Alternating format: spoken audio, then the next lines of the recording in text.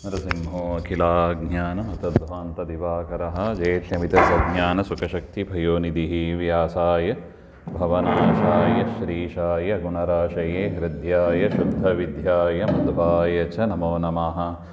ಪ್ರಥಮೋ ಹನುಮಾನ್ನಾಮ ದ್ವಿತೀಯೋ ಭೀಮ ಏವ ಚ ಪೂರ್ಣಪ್ರಜ್ಞಸ್ತೃತೀಯಸ್ತು ಭಗವತ್ಕಾರ್ಯಸಾಧಕಃ. ಪೂಜ್ಯಾಯ ರಾಘವೇಂದ್ರಾಯ ಸತ್ಯಧರ್ಮರಥಾಯ ಚ ಭಜತಾಂ ಕಲ್ಪವೃಕ್ಷಾಯ ನಮತಾಂ ಕಾಮಧೇನವೇ.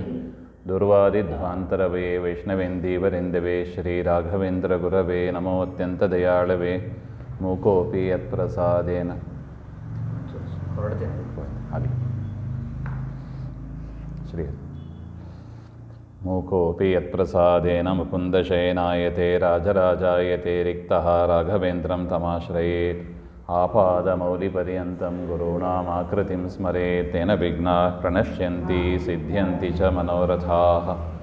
ಶ್ರೀಗುರುಭ್ಯೋ ನಮಃ.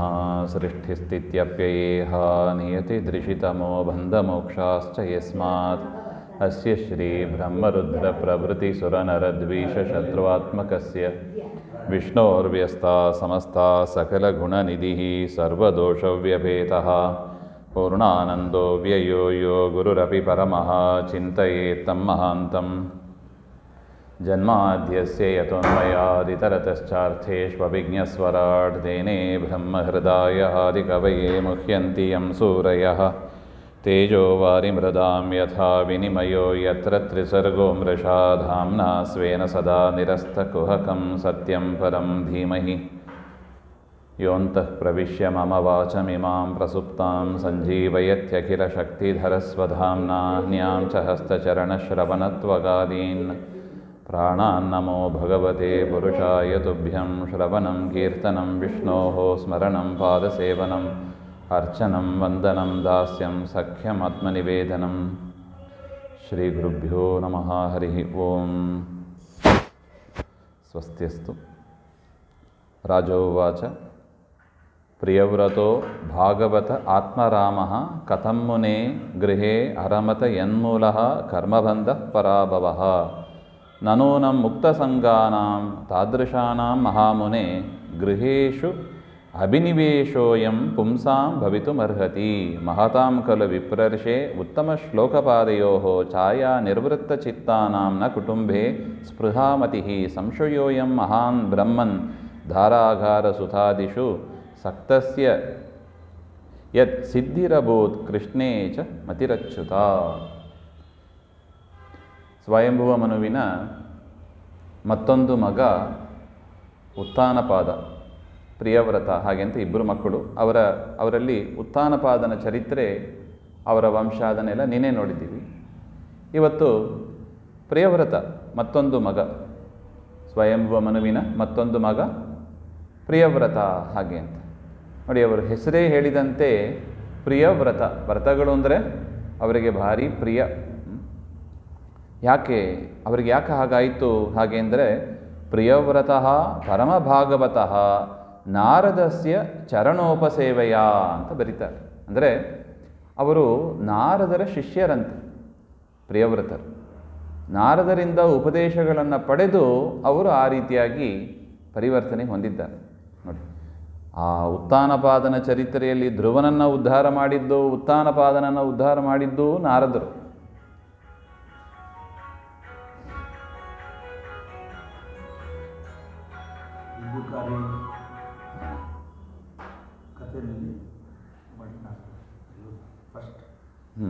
ಕೇಳ್ಕೊಳ್ತಾರೆ ಮುದ್ರಾಗಿರ್ತಾರೆ ಮಾಡಿದ್ದು ನಾರದ ಅಲ್ಲಿಂದ ಸ್ಟಾರ್ಟ್. ಯಾವುದು ಕೇಳ್ಕೊಂಡಿರ್ತಾರೆ ಇಬ್ಬರು ಮಕ್ಕಳು ವಯಸ್ಸಾಗ್ಬಿಟ್ಟಿರುತ್ತೆ, ಅವ್ರಿಗೆ ಏನಾದ್ರು ಮಾಡಿ ಎಬ್ಸಿ ಅಂತ. ಭಕ್ತಿ ಭಕ್ತಿಯನ್ನು ಎಬ್ಬಿಸಕ್ಕೆ ಕೇಳಿ ನಾರದರು ಅಲ್ಲ. ಈ ರೀತಿಯಾಗಿ ಆ ನಾರದರ ಚರಿತ್ರೆ ಊದಕ್ಕೆ ಇದೆ ನೋಡಿ. ಯಾಕೆ ನಾರದರಿಗೆ ಅಷ್ಟು ಹಿರಿಮೆ ಯಾಕೆ? ಹಾಗೆಂದರೆ ಅವರು ಯಾರು? ವಾಯುದೇವರ ಶಿಷ್ಯರು. ವಾಯುದೇವರ ಶಿಷ್ಯರು. ಅದರಿಂದ ನಾವು ಏನಾಗಬೇಕು? ವಾಯುದೇವರ ಶಿಷ್ಯರಾಗಬೇಕು. ವಾಯುದೇವರ ಶಿಷ್ಯರು ಅಂದರೆ ವಾಯುದೇವರ ಅವತಾರವೇ ಶ್ರೀಮನ್ ಮಧ್ವಾಚಾರ್ಯರು. ಆ ಮಧ್ವಾಚಾರ್ಯರ ಶಿಷ್ಯರಾಗಬೇಕು. ಅಲ್ಲ ನಾವು ಮಾಧ್ವರೇ ಆಗಿದ್ದೀವಿ, ಇನ್ನೇನು ಮಧ್ವಾಚಾರ್ಯರ ಶಿಷ್ಯರಾಗಬೇಕು ಹಾಗೆಂದರೆ, ಹೌದು, ಜನ್ಮದಿಂದ ನಾವೇನಾಗಿದ್ದೀವಿ? ಮಾಧ್ವರಾಗಿದ್ದೀವಿ. ಆದರೆ ಏನಾಗಬೇಕು? ಶ್ರೀಮನ್ ಮಧ್ವಾಚಾರ್ಯರ ಶಿಷ್ಯರಾಗಬೇಕು. ಅಲ್ಲ ಆಗಿದ್ದೀವಿ ಅಲ್ಲ ಹಾಗೆಂದರೆ ನಾವು ಪ್ರಶ್ನೆ ಮಾಡ್ಕೋಬೇಕು, ಮಧ್ವಾಚಾರ್ಯರ ಗ್ರಂಥಗಳನ್ನು ನಾವು ಸರಿಯಾಗಿ ಕೇಳಿ ತಿಳಿದಿದ್ದೀವಾ? ಸರಿಯಾಗಿ ಕೇಳಿ ತಿಳಿಯಬೇಕು.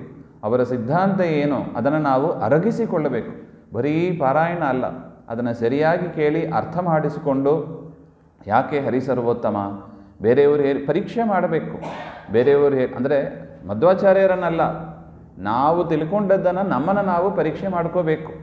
ನಾನು ಯಾಕೆ ಹರಿಸರ್ವೋತ್ತಮ ಅಂತ ಯಾಕೆ ಹೇಳಬೇಕು? ಹರಿಸರ್ವೋತ್ತಮ ಯಾಕೆ? ಏನು ಉತ್ತರ ಕೊಡಬೇಕು? ಯಾಕೆ ಹರಿಯೇ ಸರ್ವೋತ್ತಮ?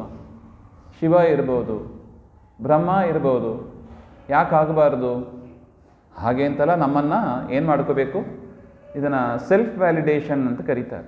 ನಾವು ತಿಳ್ಕೊಂಡದ್ದು ಸರಿನೋ ಅಲ್ಲವೋ ಹಾಗೆ ಅಂತ ಪ್ರಶ್ನೆಗಳನ್ನು ಮಾಡಿ ನಮ್ಮನ್ನು ನಾವು ಪರೀಕ್ಷೆ ಮಾಡ್ಕೋಬೇಕು. ಆಗ ಏನಾಗ್ತದೆ, ಇನ್ನೊಬ್ಬರ ಹತ್ರ ಹೇಳುವಾಗ ಅಷ್ಟು ದೃಢವಾಗಿ ನಾವು ಹೇಳಲಿಕ್ಕೆ ಆಗ್ತದೆ. ನೋಡಿ, ನಾರದರಿಂದ ಅದು ನಾವು ಕಲಿಬೇಕು. ಎಷ್ಟು ಜನರಿಗೆ ಅವರು ಅವರ ಹೃದಯದಲ್ಲಿ ದೀಪವನ್ನು ಹಚ್ತಾ ಇದ್ದಾರೆ ನೋಡಿ. ಹೇಗೆ ಸಾಧ್ಯ ಆಯಿತು? ಅದು ಆಚಾರ್ಯರೇ ಅದನ್ನು ತರ್ಕಬುದ್ಧಿ ಅಂತ ಕರೀತಾರೆ. ಒಂದಲ್ಲ ಒಂದು ಅದು ತರ್ಕಬುದ್ಧಿ, ಅದು ನ್ಯಾಯದ ಬುದ್ಧಿ. ನಮ್ಮ ಮನಸ್ಸು ಯಾವತ್ತೂ ಯಾವುದಿಗೆ ಓಟ್ ಹಾಕಬೇಕು? ನ್ಯಾಯಕ್ಕೆ ಓಟ್ ಹಾಕಬೇಕು. ಯಾವುದು ನ್ಯಾಯ? ಆ ನ್ಯಾಯ ಅನ್ಯಾಯ ಪರೀಕ್ಷೆ ಮಾಡಬೇಕು ಅಂತಾರೆ. ಅದನ್ನು ಮನಸ್ಸೊಳಗೆ ಆಗಬೇಕು. ಅದು ನ್ಯಾಯ ಅನ್ಯಾಯ. ಈಗ ನೋಡಿ, ಶಾಸ್ತ್ರಗಳನ್ನು ಓದಬೇಕು, ಓದಬಾರ್ದು?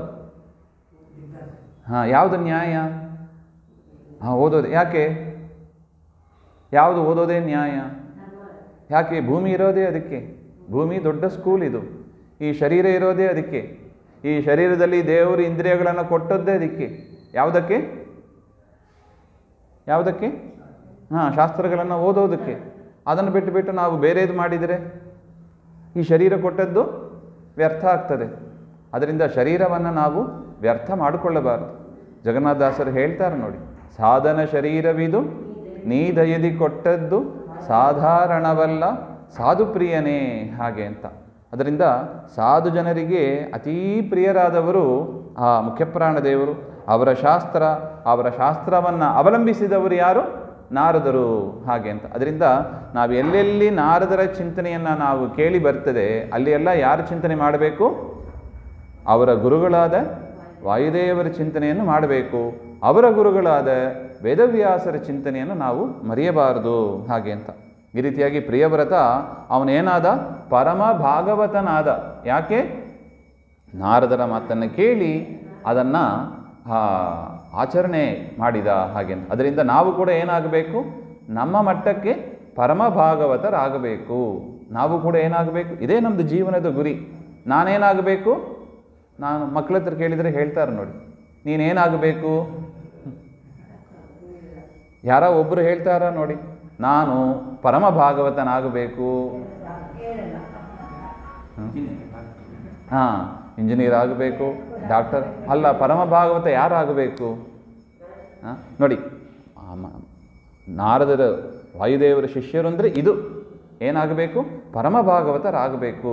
ಅದಕ್ಕಾಗಿ ಈ ಶರೀರ ಇರೋದು, ಅದಕ್ಕಾಗಿ ಈ ಜಗತ್ತು ಇರೋದು ಹಾಗೆಂಬ ಒಂದು ತತ್ವ ಇದು ಯಥಾರ್ಥಭೂತವಾದದ್ದು. ದಾಸರು ನಮಗೆ ಇದನ್ನೇ ಹೇಳಿಕೊಟ್ಟಿದ್ದಾರೆ, ಸಾಧನ ಶರೀರವಿದು ಹಾಗೆ ಅಂತ. ಅದರಿಂದ ಸಣ್ಣ ವಯಸ್ಸಿನಿಂದಲೇ ನಾವು ಮಕ್ಕಳಿಗೆ ಈ ಬೀಜವನ್ನು ಬಿತ್ತಿಸಬೇಕು. ಏನು? ನೀವು ಪರಮ ಭಾಗವತರಾಗಬೇಕು, ನೀವು ಪರಮ ಭಾಗವತರಾಗಬೇಕು, ಹರಿದಾಸರಾಗಬೇಕು. ಏಸು ಕಾಯಂಗಳ ಕಳೆದು 84 ಲಕ್ಷ ಜೀವರಾಶಿಯನ್ನು ದಾಟಿ ಬಂದ ಈ ಶರೀರ, ಇದು ಸುಮ್ಮನೆ ಪುಕಟೆ ಬರ್ತದ? ಈ ಶರೀರ ಸಾಧನ ಶರೀರ. ಇದು 84 ಲಕ್ಷ ಜೀವರಾಶಿಯನ್ನು ದಾಟಿ ಬಂದದ್ದು ಈ ಶರೀರ. ಮಾನವ ಜನ್ಮ ದೊಡ್ಡದು, ಇದನ್ನು ಹಾನಿ ಮಾಡಲು ಬೇಡಿ ಹುಚ್ಚಪ್ಪಗಳಿರ ಅಂತಾರ ನೋಡಿ. ಇನ್ನೇನು ಹೇಳಬೇಕು?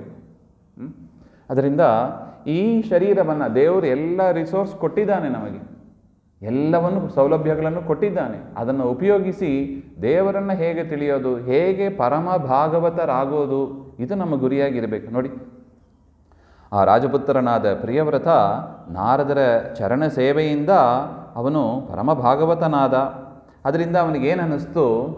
ಹಿರಿಯ ಮಗ, ಸ್ವಯಂಭುವ ಮನುವಿನ ಹಿರಿಯ ಮಗ ಮುಂದೆ ಪ್ರಜೆಗಳನ್ನು ಸೃಷ್ಟಿ ಮಾಡಿ ಪ್ರಜೋತ್ಪತ್ತಿ ಆಗಬೇಕು, ಆದರೆ ನನಗೆ ಇದೆಲ್ಲ ಬೇಡ ಹಾಗೆ ಅಂತ ಹೇಳಿಬಿಡ್ತಾನೆ. ಯಾಕೆ?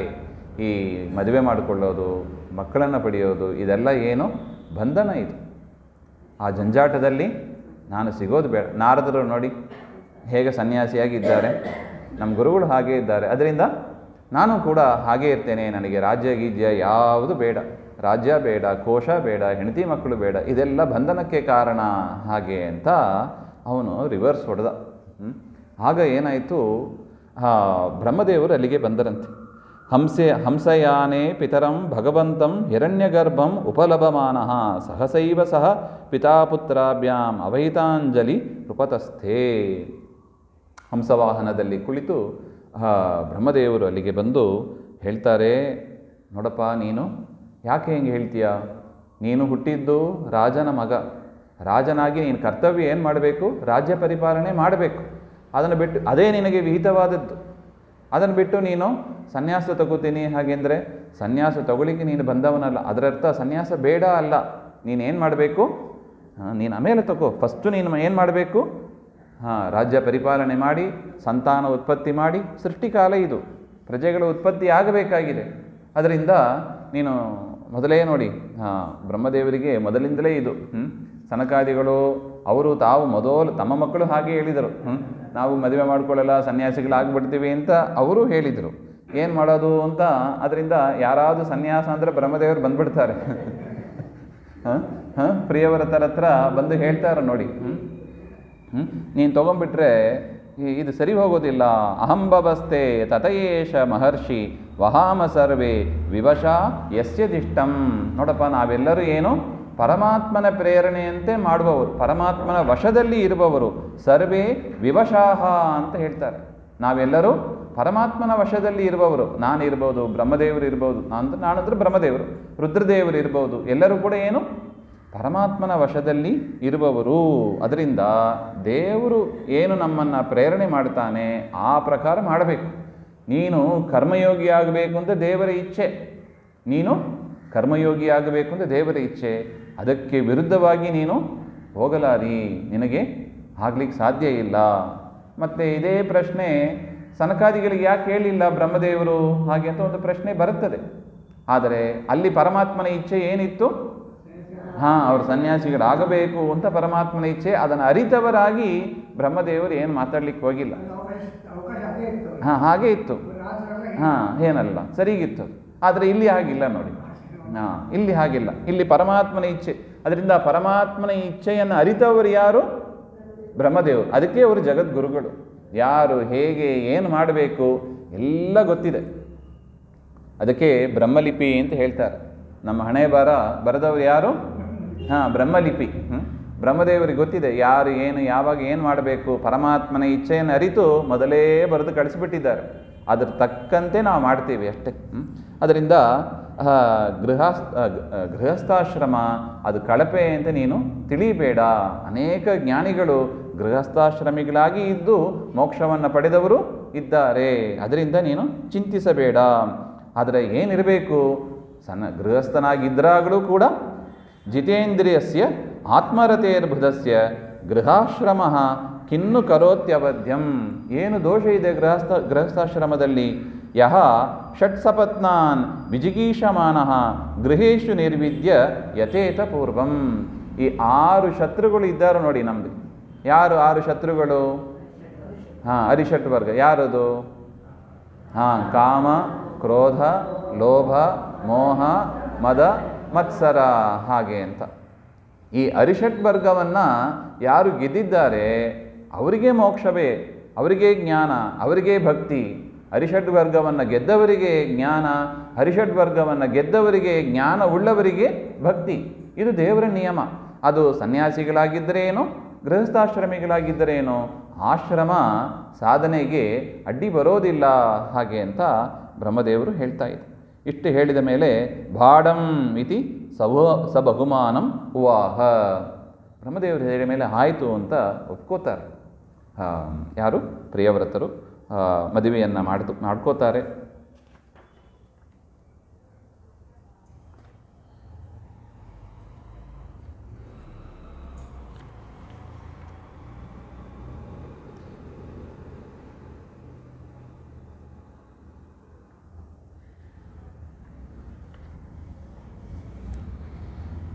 ತದನಂತರ ಮಹೀತಳಂ ಅನುಶಶಾಸ, ಆ ತಂದೆಯ ಅದರ ಪಿತಾಮಹನ ಆದೇಶದಂತೆ ಭೂಮಿಯನ್ನು ಕೂಡ ಅವರು ಪರಿಪಾಲನೆ ಮಾಡಿದರು. ಅವರು ಬರ್ಹಿಷ್ಮತಿ ಎನ್ನುವವರನ್ನು ಮದುವೆಯಾಗ್ತಾರೆ. ಮದುವೆಯಾಗಿ ದುಹಿತರಂ ಪ್ರಜಾಪತೇ ವಿಶ್ವಕರ್ಮ ಅಂತ ಒಂದು ಪ್ರಜಾಪತಿ, ಅವರ ಮಗಳಾದ ಬರ್ಹಿಷ್ಮತಿಯನ್ನು ಮದುವೆಯಾಗಿ ಅವರಲ್ಲಿ 10 ಜನ ಮಕ್ಕಳನ್ನು ಪಡಿತಾರೆ. ಆಗ್ನೇದ್ರ, ಇದ್ಮಜಿಹ್ವ, ಯಜ್ವಿ, ಬಾಹು, ಮಹಾವೀರ, ಹಿರಣ್ಯರೇತ, ಘೃತಪೃಷ್ಠ, ಸವನ, ಮೇಧಾತಿಥಿ, ವೀತಿಹೋತ್ರ, ಕವಯಃ ಇತಿ ಸರ್ವೇ ಏವ ಅಗ್ನಿನಾಮಾನಃ ಏತೇಷಾಂ. ಈ ರೀತಿಯಾಗಿ ಮಕ್ಕಳನ್ನು ಪಡೆದು ಅವರಲ್ಲಿ 3 ಜನ ಕವಿಹಿ, ಮಹಾವೀರ, ಸವನಃ ಅಂತ 3 ಜನ ಮತ್ತೆ ಸನ್ಯಾಸಿಗಳಾಗಿಬಿಟ್ರು. ಇನ್ನು 7 ಜನ ಉಳಿದರು. ಆ 7 ಜನರಿಗೆ ಆದಿರಾಜನಾದ ಸ್ವಯಂಭುವ ಮನುವಿನ ಮಗ ಪ್ರಿಯವ್ರತ ಏನು ಮಾಡಿದ? ರಾಜ್ಯವನ್ನು ಹಂಚಿದ. ಹೇಗೆ ರಾಜ್ಯವನ್ನು ಹಂಚಿದ? ಹಾಗೆ ಅಂದರೆ ಯೋ ನೇಮಿ ನಿಮ್ನೈಹಿ ಅಕರೋಚ್ಛಾಯಾಂ ಘ್ನನ್ ಸಪ್ತವಾರಿಧಿಂ, 7 ಸಮುದ್ರಗಳನ್ನು ನಿರ್ಮಾಣ ಮಾಡಿ 7 ದ್ವೀಪಗಳನ್ನು ಸೃಷ್ಟಿ ಮಾಡಿ 7 ಜನರಿಗೆ ಸಪ್ತದ್ವೀಪ ಪರಿಕಾ ಅಂತ ಹೇಳ್ತಾ ಇದ್ದಾರೆ ನೋಡಿ. ಆ ನೇಮಿಯಿಂದ ರಥದ ಚಕ್ರ, ಅದರಿಂದ ಸೃಷ್ಟಿ ಮಾಡಿ ಆ 7 ಜನರಿಗೂ ಕೂಡ ಸಪ್ತದ್ವೀಪವನ್ನು ಹಂಚಿಸಿಕೊಟ್ಬಿಟ್ಟ ಹಾಗೆ ಅಂತ. ಆಗಲೇ ಈ ಭೂಮಿಯೆಲ್ಲ ಸರಿಯಾಗಿ ಸೃಷ್ಟವಾಯಿತು. ಎಲ್ಲಿ ಭೂಮಿ ಇರಬೇಕು, ಭೂ ಸಂಸ್ಥಾನಂ ಕೃತಮ್ಯೇನ ಸರಿದ್ಗಿರಿವನಾದಿಭಿಹಿ, ಎಲ್ಲಿ ಸಮುದ್ರ ಇರಬೇಕು, ಎಲ್ಲಿ ವನ ಇರಬೇಕು, ಎಲ್ಲಿ ಬೆಟ್ಟಗಳು ಇರಬೇಕು, ಆ ಸೀಮಾ ಬೌಂಡ್ರಿ ಅಂತ ಏನು ಹೇಳ್ತಾರೆ, ಅದೆಲ್ಲವನ್ನು ಕೂಡ ಸರಿಯಾಗಿ ದ್ವೀಪೇ ವಿಭಾಗಶಃ ಆ ದ್ವೀಪಗಳನ್ನು ನಿರ್ಮಾಣ ಮಾಡಿ ಸರಿಯಾಗಿ ವ್ಯವಸ್ಥೆಯನ್ನು ಮಾಡಿಕೊಟ್ಟದ್ದು ಆ ಪ್ರಿಯವ್ರತ ಮಹಾರಾಜರು ಅಂತ ಹೇಳ್ತಾ ಇದ್ದಾರೆ. ಭೌಮಂ ದಿವ್ಯಂ ಮಾನುಷಂ ಚ ಮಹಿತ್ವಂ ಯೋಗಕರ್ಮಜಂ ಯಶ್ಚಕ್ರೆ ನಿರಯೋಗಪ್ಯಮ್ಯಂ ಪೌರುಷಂ ತು ಜನಪ್ರಿಯಂ. ಇದನ್ನು ನೋಡಿ ಜನರೆಲ್ಲ ಭಾರಿ ಸಂತೋಷಪಟ್ಟರು ಅಂತ ಹೇಳ್ತಾರೆ. ಅಂಥ ಉತ್ತಮವಾದ ಜಗತ್ತಿನ ವ್ಯವಸ್ಥೆಯನ್ನು ಮಾಡಿಕೊಟ್ರು ಹಾಗೆ ಅಂತ.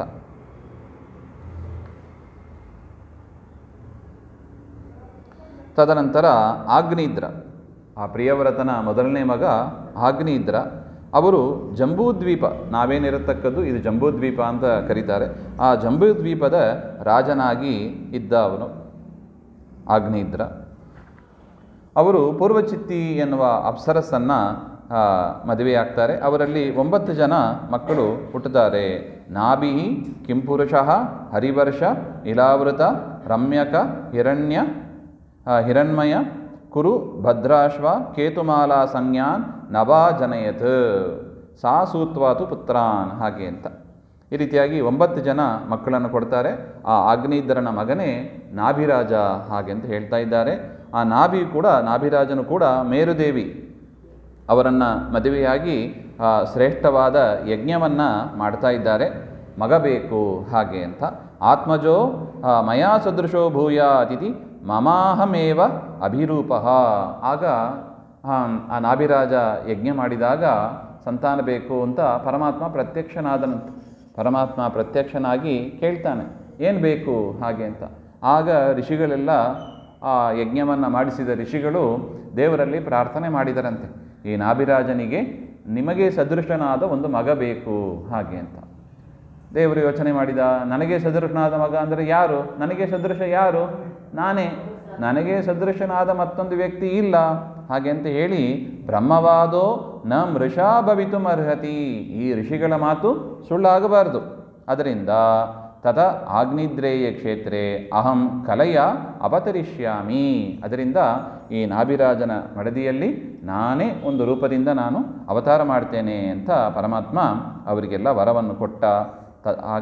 ಆ ರೀತಿಯಾಗಿ ಋಷಭ ಈದೃಂಗ್ ನಾಮ ಚಕಾರ, ತಂದೆಯವರಿಗೆ ಋಷಭ ಅಂತ ಹೆಸರಿಟ್ಟರು ಹಾಗೆ ಅಂತ. ಈ ರೀತಿಯಾಗಿ ಋಷಭನಾಮಕ ಪರಮಾತ್ಮನ ಅವತಾರ ಆಯಿತು ಆ ಪ್ರಿಯವ್ರತನ ಸಂತತಿಯಲ್ಲಿ. ನೋಡಿ, ಬ್ರಹ್ಮದೇವರು ಹೇಳಿದ್ದು ನೋಡಿ, ಆ ಒಂದು ವಂಶದಲ್ಲಿ ಋಷಭನಾಮಕ ಪರಮಾತ್ಮ ಅವತಾರ ಮಾಡ್ತಾನೆ ಅಂದರೆ ಅದು ಅವರ ತಂದೆಗೆ ಮಾತ್ರ ಅಲ್ಲ, ಇಡೀ ಆ ವಂಶಕ್ಕೆ ದೊಡ್ಡ ಕೀರ್ತಿ ಅದು. ಪ್ರಿಯವೃತನಿಗೆ ಆ ಕೀರ್ತಿಯನ್ನು ತಂದು ಕೊಟ್ಟಿದ್ದು. ಅದರಿಂದ ಹೇಳಿದ್ದು ಗುರುಗಳ ಮಾತನ್ನು ಕೇಳಬೇಕು. ನಮಗೆ ಬೇಡ ಅಂತ ಅನಿಸ್ಬೋದು, ಗುರುಗಳ ಮಾತಿನಲ್ಲಿ ರುಚಿ ಇಲ್ಲ, ದೇವರ ಮಾತಿನಲ್ಲಿ, ಹರಿವಾಯು ಗುರುಗಳ ಮಾತಿನಲ್ಲಿ ರುಚಿ ಇಲ್ಲ, ಅದು ಬೇಡ ಅಂತ ಅನಿಸ್ಬೋದು. ಆದರೆ ಅದೇ ನಮಗೆ ಒಳ್ಳೆಯದು. ಅದೇ ನಮಗೆ ಅನುಗ್ರಹ ಮಾಡೋದು, ಪರಮಾತ್ಮನ ಅನುಗ್ರಹವನ್ನು ತಂದುಕೊಡೋದು ಅದೇ. ಅದರಿಂದ ಗುರುಗಳು ಹೇಳಿದರೆ ಅದನ್ನು ಉಲ್ಲಂಘ ಮಾಡಬೇಡಿ. ಅದು ದಾಸರ ಪದ್ಯದಲ್ಲಿ ಹೇಳಿರಬಹುದು, ಭಾಗವತಾದಿ ಪುರಾಣಗಳಲ್ಲಿ ಹೇಳಿರಬಹುದು, ಸರ್ವಮೂಲ ಗ್ರಂಥಗಳಲ್ಲಿ ಹೇಳಿರಬಹುದು. ಅದನ್ನು ನಾವು ಸರಿಯಾಗಿ ಅರ್ಥ ಮಾಡಿಕೊಂಡು ಅದನ್ನು ಆಚರಣೆಗೆ ತರಬೇಕು ಹಾಗೆಂಬ ಒಂದು ವಿಚಾರವೂ ಕೂಡ ಇಲ್ಲಿದೆ. ಈ ರೀತಿಯಾಗಿ ಋಷಭನಾಮಕ ಪರಮಾತ್ಮ ಅವರ ಅವತಾರ ಆಯಿತು. ಅವರು ಗೃಹಮೇದಿನಾಂ ಧರ್ಮಾನ್ ಅನುಶಿಕ್ಷಮಾನಃ ಜಯಂತ್ಯಾಂ ಇಂದ್ರದತ್ತಾಯಾಂ ಉಪಲಕ್ಷ್ಯಮಾನಂ ಧರ್ಮಂ, ಹಾಗೆ ಅಂತ. ಈ ರೀತಿಯಾಗಿ ಋಷಭನಾಮಕ ಪರಮಾತ್ಮ ಜಯಂತಿ ಪರಮಾತ್ಮನ ಅವತಾರ ಕಾಲದಲ್ಲಿ ಲಕ್ಷ್ಮೀದೇವಿ ತಾನು ಕೂಡ ಒಂದು ರೂಪವನ್ನು ಧರಿಸ್ತಾಳೆ. ಲಕ್ಷ್ಮೀದೇವಿಯ ಹೆಸರು ಜಯಂತಿ, ಹಾಗೆ ಅಂತ. ಈ ರೀತಿಯಾಗಿ ಋಷಭ ಮತ್ತು ಜಯಂತಿ ಅವರಲ್ಲಿ 100 ಜನ ಮಕ್ಕಳು ಹುಟ್ಟುತ್ತಾರೆ. ಶತಂ ಜನಯಾಮಾಸ, ಹಾಗೆ ಅಂತ. ಮಹಾಯೋಗಿ ಭರತಃ ಜ್ಯೇಷ್ಠಃ ಶ್ರೇಷ್ಠಗುಣಃ ಆಸೀತ್ ಏನೇದಂ ವರ್ಷಂ ಭಾರತಮಿತಿ ವ್ಯಪದಿಶಂತಿ. ಅವರಲ್ಲಿ ಮೊದಲನೇ ಮಗ, ಅವನ ಹೆಸರು ಭರತ, ಹಾಗೆ ಅಂತ. ಅವನು ಭರತ ಹಾಗೆಂದರೆ ಪ್ರಕಾಶಮಾನವಾದ ಪರಮಾತ್ಮನಲ್ಲಿ ರಥವುಳ್ಳವ, ಅದರಿಂದ ಅವನಿಗೆ ಭರತ ಅಂತ ಹೆಸರು. ಯಾಕೆ? ಅವನ ತಂದೆ ಪ್ರಕಾಶಮಾನವಾದ ಪರಮಾತ್ಮ ಅಂದರೆ ಯಾರು? ಋಷಭನೇ. ಆ ತಂದೆಯಲ್ಲಿ ಭಾರಿ ಗೌರವ ಇತ್ತು, ಅದರಿಂದ ಅವನಿಗೆ ಭರತ, ಹಾಗೆ ಅಂತ. ಅವನು ಜ್ಯೇಷ್ಠನಾಗಿದ್ದ ಮತ್ತು ಶ್ರೇಷ್ಠ ಗುಣಗಳಿಂದಲೂ ಕೂಡ ತುಂಬಿದವನಾಗಿದ್ದ. ಅವನು ಈ ಭಾರತ ದೇಶವನ್ನು ಆಳಿದ್ದಕ್ಕೆ ಈ ದೇಶಕ್ಕೆ ಭಾರತ ಅಂತ ಹೆಸರು ಬಂತು, ಹಾಗೆ ಅಂತ ಜನರು ಹೇಳ್ತಾ ಇದ್ದಾರೆ. ಆಮೇಲೆ ಆ ಋಷಭನಾಮಕ ಪರಮಾತ್ಮ 100 ಜನ ಮಕ್ಕಳನ್ನು ಕೂಡ ಕರೆಸಿ ಒಂದು ಉಪನ್ಯಾಸ ಮಾಡಿದಂತೆ, ಒಂದು ಉಪದೇಶ ಮಾಡಿದ. ನೋಡಿ, ತಂದೆ ತಾಯಿಗಳು ಏನು ಮಾಡಬೇಕು? ಮಕ್ಕಳಿಗೆ ಸರಿಯಾದ ಮಾರ್ಗದಲ್ಲಿ ಕರೆದೊಯ್ಯುವ ಜವಾಬ್ದಾರಿ ಇದೆ ಎನ್ನುವುದನ್ನು ಪರಮಾತ್ಮ ತಾನು ತೋರಿಸಿಕೊಡ್ತಾ ಇದ್ದಾನೆ. ನೋಡಿ, ಏನೋ ಆಯಿತು, ಮಕ್ಕಳು ಆಯಿತು, ಹಂಗೆ ಅವ್ರನ್ನ ಬಿಟ್ಟುಬಿಡೋದಲ್ಲ. ಉಪದೇಶ ಮಾಡಿ ಸನ್ಮಾರ್ಗದಲ್ಲಿ ಕರೆದುಕೊಂಡು ಹೋಗಬೇಕು. ಪರಮಾತ್ಮ ಹೇಳ್ತಾನೆ, ನಾಯಂ ದೇಹೋ ದೇಹಬಾಜಾಂ ನೃಲೋಕೆ ಕಸ್ತತ್ ಕಾಮಾನ್ ಅರ್ಹತಿ ವಿಡ್ಭುಜಾಂ ಯೇ. ಈ ಶರೀರ ಇರೋದು ಬೇಕಾದನ್ನು ಭೋಗ ಮಾಡಿ ಆಟಾಡೋದಕ್ಕೆ ಇರುವ ಶರೀರ ಅಲ್ಲ ಇದು. ಫಸ್ಟು ಈ ದೇಹ ಯಾಕೆ ಬಂದಿದೆ ಅಂತ ನೀವು ತಿಳಿಯಿರಿ, ಹಾಗೆ ಅಂತ ತನ್ನ ಮಕ್ಕಳಿಗೆ ಪರಮಾತ್ಮ ಉಪದೇಶ ಮಾಡ್ತಾನೆ. ತಪೋ ದಿವ್ಯಂ ಅರ್ಹತ ಏನ ಸತ್ವಂ. ಈ ಶರೀರ ಇಟ್ಟುಕೊಂಡು ನೀವೇನು ಮಾಡಬೇಕು? ತಪಸ್ಸನ್ನು ಮಾಡ್ರಿ, ಹಾಗೆ ಅಂತ. ಹೇಗೆ ಮಾಡಬೇಕು? ಮಹತ್ಸೇವಾಂ ದ್ವಾರಮಾಹು ವಿಮುಕ್ತೇ ತಮೋದ್ವಾರಂ ಯೋಷಿತಾಂ ಸಂಗೀಸಂಗಂ. ಅದರಿಂದ ನೀವು ಮೊದಲು ಮೋಕ್ಷಕ್ಕೆ ಮೊದಲು ಮೆಟ್ಟಲು ಅಂದರೆ ಯಾವುದು? ಸಜ್ಜನರ ಸಂಘ ಮಾಡಿ, ಮಹತ್ಸೇವಾಂ ಮಹಾತ್ಮರ ಸೇವೆ ಮಾಡಿ, ಮಹಾತ್ಮರ ಸೇವೆ ಮಾಡಿ. ಯಾಕೆ? ಅದೇ ಮೋಕ್ಷಕ್ಕೆ ಬಾಗಿಲು. ದೇವಸ್ಥಾನಕ್ಕೆ ಬಾಗಿಲು ಅಂತ ಇದೆ ನೋಡಿ, ಅದೇ ಥರ ಮೋಕ್ಷಕ್ಕೆ ಬಾಗಿಲು ಅಂದರೆ ಯಾವುದು? ಮಹಾತ್ಮರ ಸೇವೆ, ಮಹಾತ್ಮರ ಸೇವೆ. ಇನ್ನು ತಮಸ್ಸಿಗೆ ದ್ವಾರ ಯಾವುದು? ನೋಡಿ, ನಮಗೆ ಸಾಮಾನ್ಯ ಕೇಳಿರ್ತೀವಿ, ಮೋಕ್ಷಕ್ಕೆ ದ್ವಾರ ಗೊತ್ತಿರುತ್ತದೆ, ಮಹಾತ್ಮರ ಸೇವೆ ಅಂತ ಹೇಳಿಬಿಟ್ಟು. ತಮಸ್ಸಿಗೆ ದ್ವಾರ ಯಾವುದು? ಯೋಷಿತಾಂ ಸಂಗೀಸಂಗಂ. ದೇವರನ್ನು ಮರೆತಾಗ, ಬರೀ ವಿಷಯ ಭೋಗದಲ್ಲಿ ಮುಳುಗಿದಾಗ ಅದು ತಮಸ್ಸಿಗೆ ದ್ವಾರ. ಅದನ್ನು ನಮಗೆ 2 ಚಾಯ್ಸ್ ಇದೆ ಈಗ. ಮಹಾತ್ಮರ ಸೇವೆ ಬೇಕೋ ಅಂದರೆ ಮೋಕ್ಷದ ದ್ವಾರ ಬೇಕೋ, ತಮಸ್ಸಿನ ದ್ವಾರ ಬೇಕೋ? ಹಾಗಂದರೆ ಏನು? ಯಾರನ್ನು ಆಶ್ರಯಿಸಬೇಕು? ಮಹಾತ್ಮರ ಸೇವೆಯನ್ನು ಆಶ್ರಯಿಸಬೇಕು. ವಿಷಯ ಭೋಗಗಳನ್ನು ಬಿಡಬೇಕು.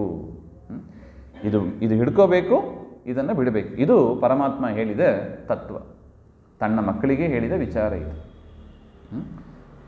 ಇನ್ನು ಆಯಿತು, ನಮಗೆ ಒಂದೇ ಏಕಕಂಠದಿಂದ ನಾವೇನು ಹೇಳ್ತೀವಿ? ನಮಗೆ ಮಹಾತ್ಮರ ಸೇವೆಯೇ ಬೇಕು, ಅದೇ ಮೋಕ್ಷದ ಬಾಗಿಲು, ಒಪ್ಕೋತೀವಿ. ಆಯಿತು, ಮಹಾತ್ಮರು ಅಂದರೆ ಯಾರು? ನೆಕ್ಸ್ಟ್ ಅದ್ರ ಪ್ರಶ್ನೆ. ಬರೀ ಮಹಾತ್ಮರು ಅಂತ ಹೇಳಿ ಕೈ ಕೊಟ್ಟವಳು ಅಂತೇ ಇಲ್ಲ. ಯಾರು ಮಹಾತ್ಮರು? ಅದನ್ನು ಪರಮಾತ್ಮ ಹೇಳ್ತಾ ಇದ್ದಾನೆ. ಮಹಾಂತಸ್ತೆ ಸಮಚಿತ್ತಾಹ ಪ್ರಶಾಂತಾಹ ವಿಮನ್ಯವಃ ಸುಹೃದಃ ಸಾಧವಃ, ಹಾಗೆ ಅಂತ. ಯಾರು ಸಮಚಿತ್ತರಾಗಿ ಇರ್ತಾರೋ ಅವರು ಮಹಾತ್ಮರು. ಏನು ಸಮಚಿತ್ತರು ಅಂದರೆ? ಜಯ ಅಪಜಯ ಎರಡನ್ನು ಕೂಡ ಸಮಾನವಾಗಿ ತೆಗೆದುಕೊಳ್ಳಬೇಕು. ಸುಖ ದುಃಖ ಎರಡನ್ನು ಕೂಡ ಸಮನಾಗಿ ತೆಗೆದುಕೋಬೇಕು. ಅದು ಹೆಂಗ್ರಿ ಸಾಧ್ಯ? ಸುಖ ದುಃಖವನ್ನು ಸಮನಾಗಿ ತೆಗೆದುಕೊಳ್ಳೋದಂದರೆ, ಸುಖ ಅಂದರೆ ಸುಖನೇ, ದುಃಖ ಅಂದರೆ ದುಃಖನೇ. ರಾಯರು ಭಗವದ್ಗೀತೆಯಲ್ಲಿ ವ್ಯಾಖ್ಯಾನ ಮಾಡುವಾಗ ಚಂದ ವ್ಯಾಖ್ಯಾನ ಮಾಡ್ತಾರೆ. ಸುಖ ದುಃಖವನ್ನು ಸಮವಾಗಿ ತೆಗೆದುಕೊಳ್ಳೋದು ಅಂದರೆ ಏನು? ಹಾಗೆಂದರೆ ಈ ಲೌಕಿಕವಾದ ಸುಖ ಅಂತ ಏನಿದೆ ಅದನ್ನು ಏನು ತಿಳಿಬೇಕು? ದುಃಖ ಅಂತ ತಿಳಿಯಬೇಕು. ಈ ವಿಷಯ ಭೋಗದ ಸುಖ ಏನಿದೆ ಅದನ್ನು ದುಃಖ ಅಂತ ತಿಳಿಯಬೇಕು. ಈ ಸಾಧನೆಗೆ ಯಾವುದು ದುಃಖ ಅಂತ ಅನ್ನಿಸ್ತದೆ ಸಾಧನೆ ಮಾಡೋದಕ್ಕೆ, ಏಕಾದಶಿ ಬೇಡ, ಪ್ರಾತಃ ಸ್ನಾನ ಬೇಡ, ಶಾಸ್ತ್ರ ಚಿಂತನೆ ಅದೆಲ್ಲ ದುಃಖದಾಯಕ, ಈ ರೀತಿಯಾಗಿ ಈ ಶಾಸ್ತ್ರಕ್ಕೆ ಅನುಗುಣವಾಗಿ ಏನೇನು ಕರ್ಮಗಳನ್ನು ಮಾಡು ಅಂತ ಹೇಳಿದ್ದಾರೆ ಅದೆಲ್ಲ ಏನಂತ ಅನ್ನಿಸ್ತದೆ? ಆರಂಭದಲ್ಲಿ ದುಃಖ ಅಂತ ಅನ್ನಿಸ್ತದೆ. ಆ ದುಃಖವನ್ನು ಏನು ಅಂತ ತಿಳಿ? ಸುಖ ಅಂತ ತಿಳಿ. ಇದು ಸುಖ ದುಃಖವನ್ನು ಸಮವಾಗಿ ತಿಳಿಯೋದು ಎಂಬುದಕ್ಕೆ ಅರ್ಥ. ಲೌಕಿಕವಾಗಿ ಯಾವುದು ಸುಖ ಅಂತ ತಿಳಿದಿದ್ದೀವಿ ಅದನ್ನು ದುಃಖ ಅಂತ ತಿಳಿ. ಸಾಧನೆ ಮಾರ್ಗದಲ್ಲಿ ಯಾವುದನ್ನು ನಡೆಯೋದಕ್ಕೆ ನಮಗೆ ದುಃಖ ಅಂತ ಅನ್ನಿಸ್ತದೆ ಅದನ್ನು ಸುಖ ಅಂತ ತಿಳಿ. ಈ ರೀತಿಯಾಗಿ ಇರೋದನ್ನು ಏನು ಕರೀತಾರೆ? ಸಮಚಿತ್ತ ಅಂತ ಕರೀತಾರೆ. ಅದರಿಂದ ಜ್ಞಾನಿಗಳು ಈ ರೀತಿಯಾಗಿ ಇರ್ತಾರೆ, ಸಮಚಿತ್ತರಾಗಿ ಇರ್ತಾರೆ. ಸಮಚಿತ್ತಾಹ ಪ್ರಶಾಂತಾಹ, ಕೂಗಾಡೋದಿಲ್ಲ ಅವರು, ಶಾಂತ ಚಿತ್ತರಾಗಿ ಇರ್ತಾರೆ. ಶಾಂತ ವಿಮನ್ಯವಃ. ನೋಡಿ, ಮನ್ಯು ಅಂದರೆ ಏನು? ಸಿಟ್ಟು. ವಿಮನ್ಯವಃ ವಿಗತಃ ಮನ್ಯವಃ ಏಷಾಂ. ಸಿಟ್ಟು ಇರೋದಿಲ್ಲ. ಸಣ್ಣ ವಿಷಯಕ್ಕೂ ಸಿಟ್ಟು ಮಾಡ್ಕೊಂಡ್ಬಿಡೋದು, ಹಂಗೆ ಮಾಡ್ಕೋಬಾರ್ದು. ಅದರಿಂದ ಮಹಾತ್ಮರು ಹೇಗಿರ್ತಾರೆ? ಸಮಚಿತ್ತರಾಗಿರ್ತಾರೆ, ಪ್ರಶಾಂತ. ಯಾಕೆ? ಆ ಪ್ರಶಾಂತತೆ ಮುಖ್ಯ. ಮನಸ್ಸು ಪ್ರಸನ್ನವಾಗಿದ್ದರೆ ಮಾತ್ರ ಏನಾಗ್ತದೆ? ಪರಮಾತ್ಮನಲ್ಲಿ ಮನಸ್ಸು ಹೋಗಲಿಕ್ಕೆ ಸಾಧ್ಯ. ಏನಾದರೂ ಮನಸ್ಸಿನಲ್ಲಿ ಕಿರಿಕಿರಿ ಇದ್ದರೆ ಅಲ್ಲೇ ಮನಸ್ಸು ಹೋಗ್ತದೆ, ದೇವರಲ್ಲಿ ಎಲ್ಲಿ ಮನಸ್ಸು ಹೋಗ್ತದೆ. ಅದರಿಂದ ಅದಕ್ಕೆ ತಕ್ಕಂತೆ ವಾತಾವರಣವನ್ನು ನೀವು ಬೆಳೆಸ್ಕೊಳ್ಳಿ ಅಂತಾರೆ. ಮನಸ್ಸು ಪ್ರಶಾಂತವಾಗಿರಬೇಕು, ಮನಸ್ಸು ಪ್ರಸನ್ನವಾಗಿರಬೇಕು. ಅದಕ್ಕೆ ಏನೇನು ಮಾಡಬೇಕು? ಯಾರ ಹತ್ರ ಇರಬೇಕು ಅಂಥವ್ರ ಹತ್ರ ಇರ್ರಿ, ಯಾರ ಮಾತು ಕೇಳಬೇಕೋ ಅಂಥವರ ಮಾತು ಕೇಳಿ, ಯಾರ ಮಾತು ಕೇಳಬಾರ್ದು ಅಂಥವರಿಂದ ದೂರ ಇರಿ. ಒಟ್ಟು ನೀವೇನು ಮಾಡ್ಕೋಬೇಕು? ನಿಮ್ಮ ಮನಸ್ಸು ಪ್ರಶಾಂತವಾಗಿ ಇರುವಂತೆ, ಪರಮಾತ್ಮನಲ್ಲಿ ಇರುವಂತೆ ನೋಡ್ಕೋಬೇಕಾದ ಯಾರ್ದು ಜವಾಬ್ದಾರಿ? ನಿಮ್ಮದು ಜವಾಬ್ದಾರಿ. ಯಾಕೆ? ವಾಚ್ಮ್ಯಾನ್ ಯಾರು? ನಮ್ಮ ಮನಸ್ಸಿಗೆ ವಾಚ್ಮ್ಯಾನ್ ಯಾರು? ನೋಡಿ, ಈ ಬಾಗಿಲಿಗೆ ಬೇರೆ ವಾಚ್ಮ್ಯಾನ್ ತಂದು ಇಡ್ಬೋದು, ಮನಸ್ಸಿಗೆ ಯಾರನ್ನು ತಂದು ಇಡೋದು? ಮನಸ್ಸಿಗೆ ವಾಚ್ಮ್ಯಾನ್ ನಾವೇ. ಯಾರನ್ನ ಬಿಡಬೇಕು, ಯಾರನ್ನ ಬಿಡಬಾರ್ದು ನಾವೇ ತೀರ್ಮಾನ ಮಾಡಬೇಕು. ಅದರಿಂದ ಯಾರ್ಯಾರನ್ನೋ ಬಿಟ್ಟು ಮನಸ್ಸೊಳಗೆ ಕಿರಿಕಿರಿ ಮಾಡಿಕೊಂಡದ್ದು ಯಾರು? ಬಿಟ್ಟದ್ದು ಒಳಗೆ ಬಿಟ್ಟದ್ದು ಯಾರು? ಫಸ್ಟ್ ನಾವೇ ಬಿಟ್ಟದ್ದು. ಫಸ್ಟ್ ಬಿಟ್ಟದ್ದು ಯಾಕೆ? ಆಮೇಲೆ ಕಿರಿಕಿರಿ ಆಯಿತು ಅಂತ ಅಳೋದು ಯಾಕೆ? ಬಿಟ್ಟದ್ದೇ ಮೊದಲು ತಪ್ಪು, ಅದಕ್ಕಾಗಿ ಅಳೋದು ಇನ್ನೊಂದು ತಪ್ಪು. ಹೌದಲ್ಲ? ಅದರಿಂದ ಪರಮಾತ್ಮನನ್ನು ಬಿಟ್ಟು ಬೇರೆ ಯಾರನ್ನು ಬಿಡಬಾರ್ದಷ್ಟೇ, ಆಚೆ ತಳ್ಳಿಬಿಡಬೇಕು. ಆಗ ಮನಸ್ಸು ಏನಾಗ್ತದೆ? ಪ್ರಶಾಂತವಾಗಿ ಇರುತ್ತದೆ. ಎಷ್ಟು ಸುಂದರವಾಗಿದೆ ನೋಡಿ. ಈ ಮಾತುಗಳನ್ನು ನಾವು ಮಕ್ಕಳಿಗೆ ಹೇಳಬೇಕ್ರಿ. ಯಾಕೆ ಸುಮ್ಮನೆ ಅಳ್ತಾ ಕೂತಿರ್ತಾರೆ, ಅವರು ದುಃಖ ಪಡ್ತಾ ಕೂತಿರ್ತಾರೆ, ಕಿರಿಕಿರಿ ಮಾಡ್ತಾ ಕೂತಿರ್ತಾರೆ. ಮಕ್ಕಳನ್ನು ಹೇಗೆ ಬೆಳೆಸ್ಕೋಬೇಕು ಎಂಬುದನ್ನು ಭಾಗವತ ನಾವು ಕಲಿಬೇಕು. ಋಷಭನಾಮಕ ಪರಮಾತ್ಮನಿಂದ ಕಲಿಬೇಕು.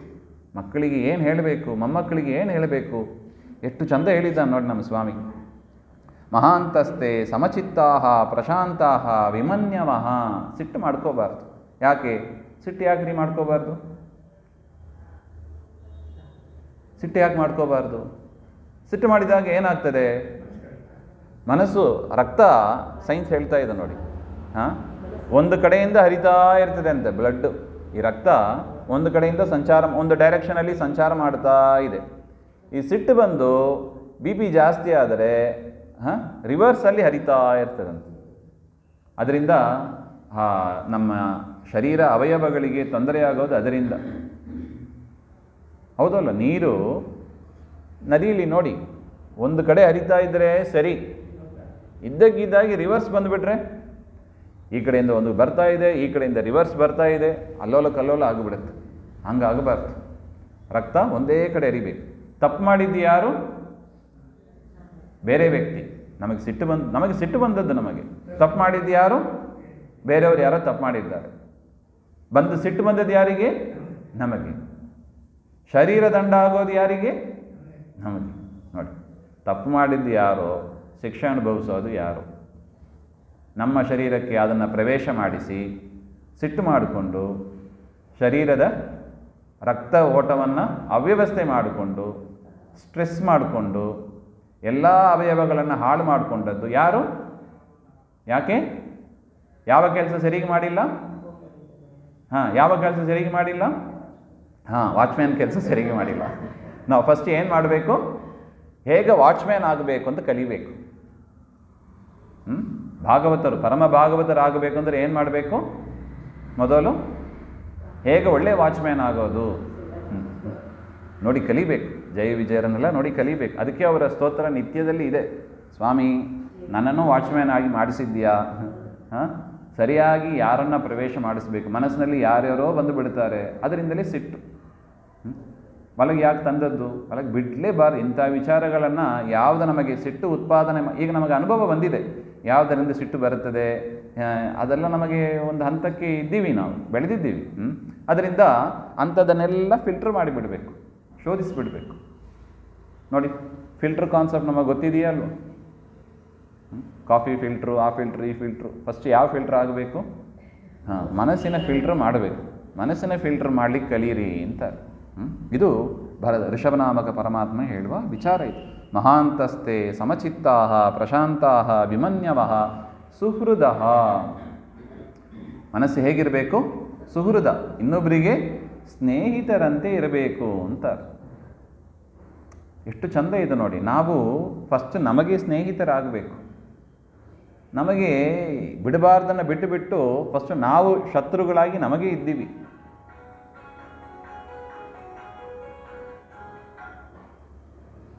ನಮಗೆ ಶತ್ರುಗಳು ಯಾರು? ನಾವೇ. ಯಾಕೆ? ಬಿಡಬಾರ್ದವ್ರನ್ನ ಬಿಟ್ಟಿದ್ದೀವಿ ಒಳಗೆ, ಅದರಿಂದ ಒದ್ದಾಡ್ತಾ ಇದ್ದೀವಿ. ಅದರಿಂದ ಏನು ಮಾಡಬೇಕು?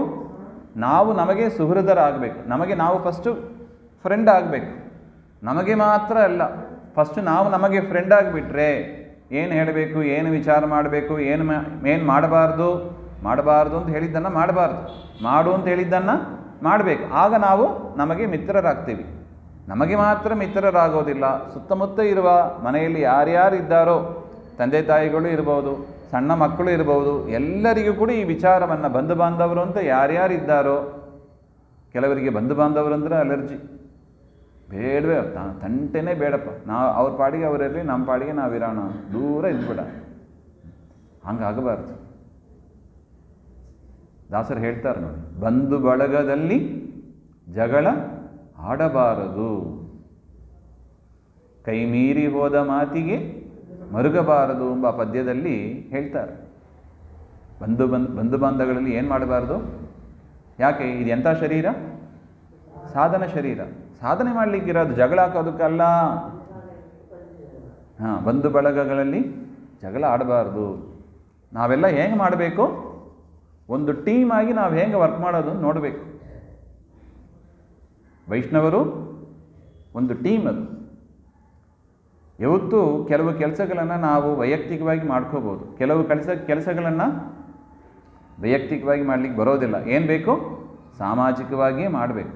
ಆ ವೈಷ್ಣವರ ಸಮಾಜ ಅದು ಒಟ್ಟಾಗಿರಬೇಕು. ಹೇಗೆ ಸಾಧ್ಯ? ಸುಹೃದ, ಮನಸ್ಸಿನಲ್ಲಿ ಆ ಪ್ರೀತಿಯ ಭಾವನೆ ಇರಬೇಕು. ನಾವು ನಮ್ಮನ್ನು ಪ್ರೀತಿಸಬೇಕು.